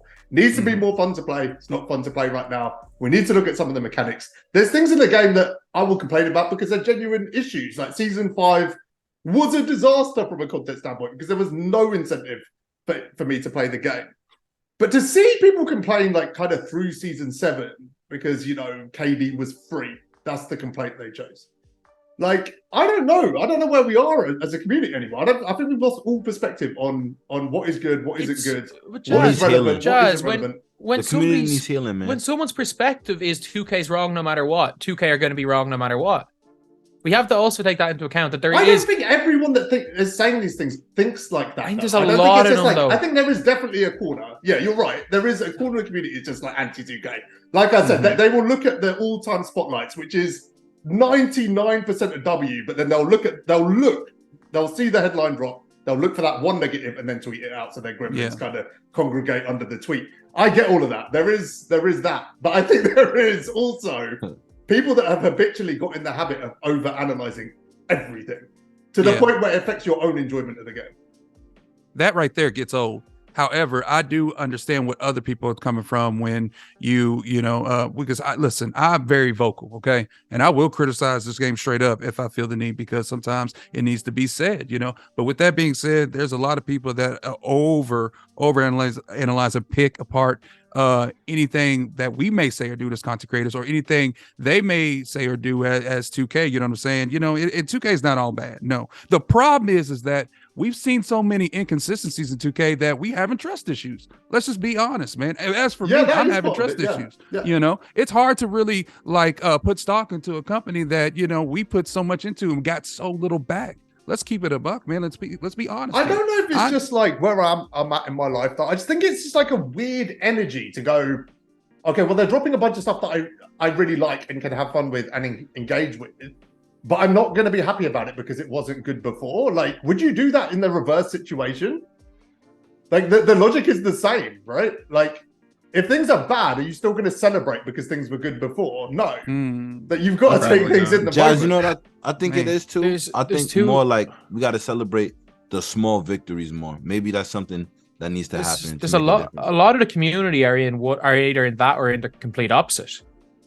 Like, a lot of the community are parts of 2K did bad things, which means nothing they did good matters. And then there's another section of community that are 2K have done a few good things, so nothing that's bad matters. Yeah, there's no balance. Like, they need to get a couples therapy with 2K. Realistically, I think we all do. It's necessary. 2K is like an abusive girlfriend, man. Like, you know, you love it, but it's not good for you to stay. We've all been through it. We need a healing. Yeah, healing. We've all been through it. I think at some point this year, I think everyone has had a justification to not be happy. But the final question is with what's happened over the last couple of months, right? Endgame's aside, probably. Do you feel more optimistic about 2K24 than you would have done in sort of leading into a previous game? Because I kind of do. Yeah, I do. Yes. I could say what they've been doing here in the past since, like I said, Season 7, it's been a dub. And I feel that there's great things to come. However, with that being mindful, being mindful of all that, I just hope that everything they've done with the locker codes, the free mellow, the option packs, all the free stuff that they've given, that is not a ploy. That is one thing that I keep in the back of my mind right now, that everything they built up to leading to 2K24 is not something for us just to buy it and then the game will be, you know, ass. You know, that's where I'm at. I do have hope though. I do have hope too with with the announcement.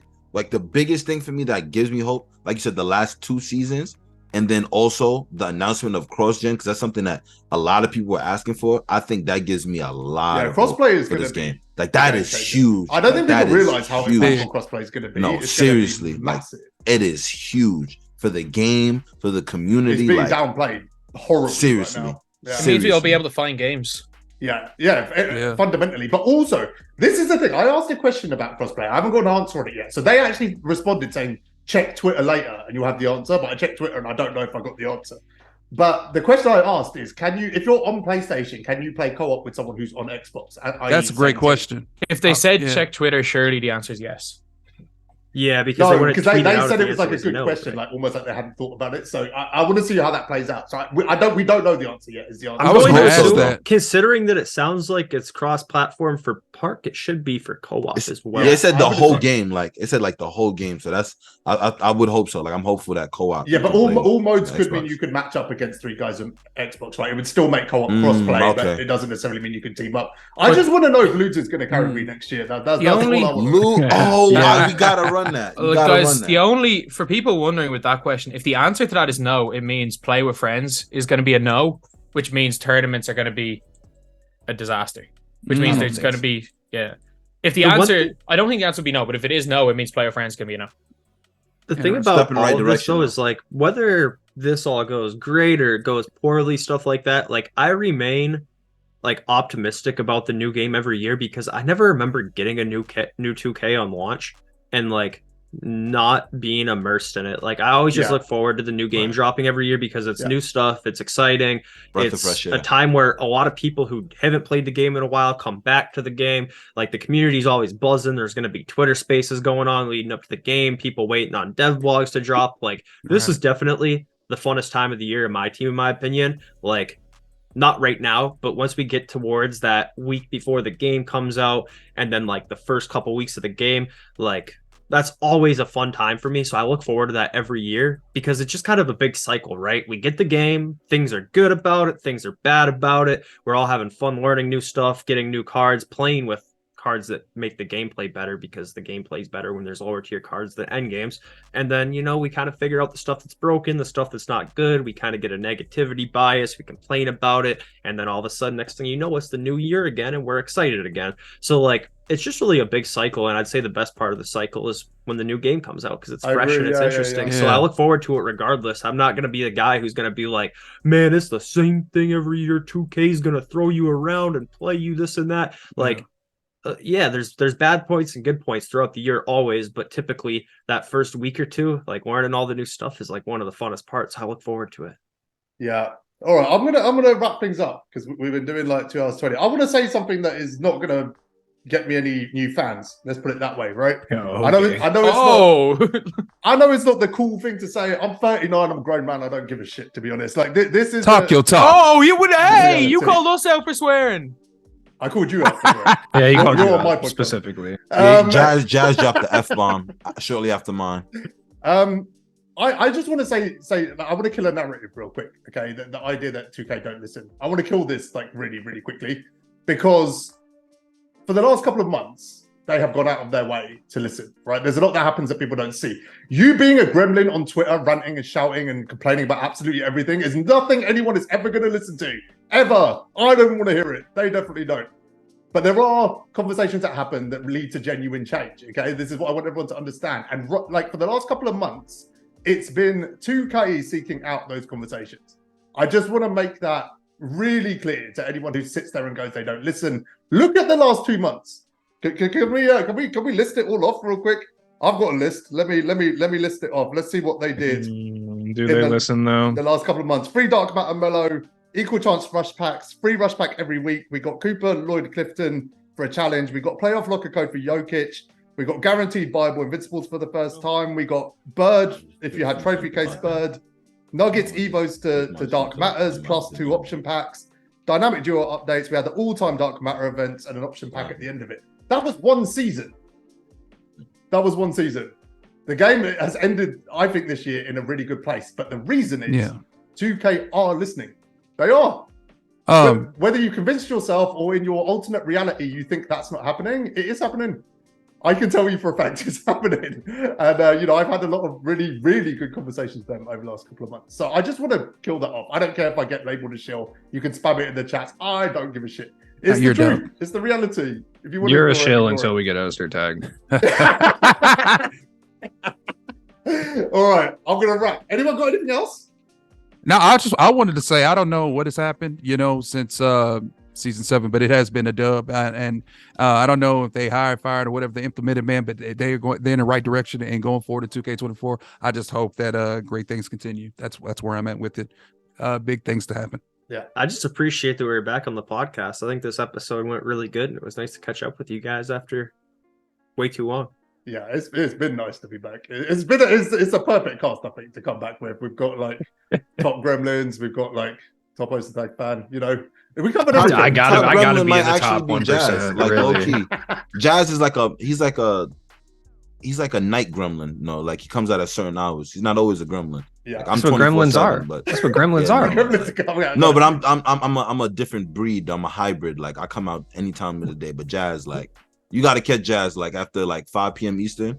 Full on gremlin, man. Claiming Yeah, yourself bro. as a hybrid gremlin is kind of nuts. It's crazy. With a smile on your face. The last thing I'm going to do is answer DBG's question, just so I don't have to deal with this for another week. I choked. All right, damn it. There we go. We admitted it. You finally admitted it. Accountable, all that Finally accountable. admitted Oh, I hate my life. All right, guys. Yeah, we'll be back next week. We're going to do some fun stuff over the next few weeks as well. So we're going to do some breakdowns of the years. We'll do some like kind of awards, things like that for like the year. It'll be interesting. But yeah, it's been good to be back. I hope you enjoyed it. We'll catch you next week.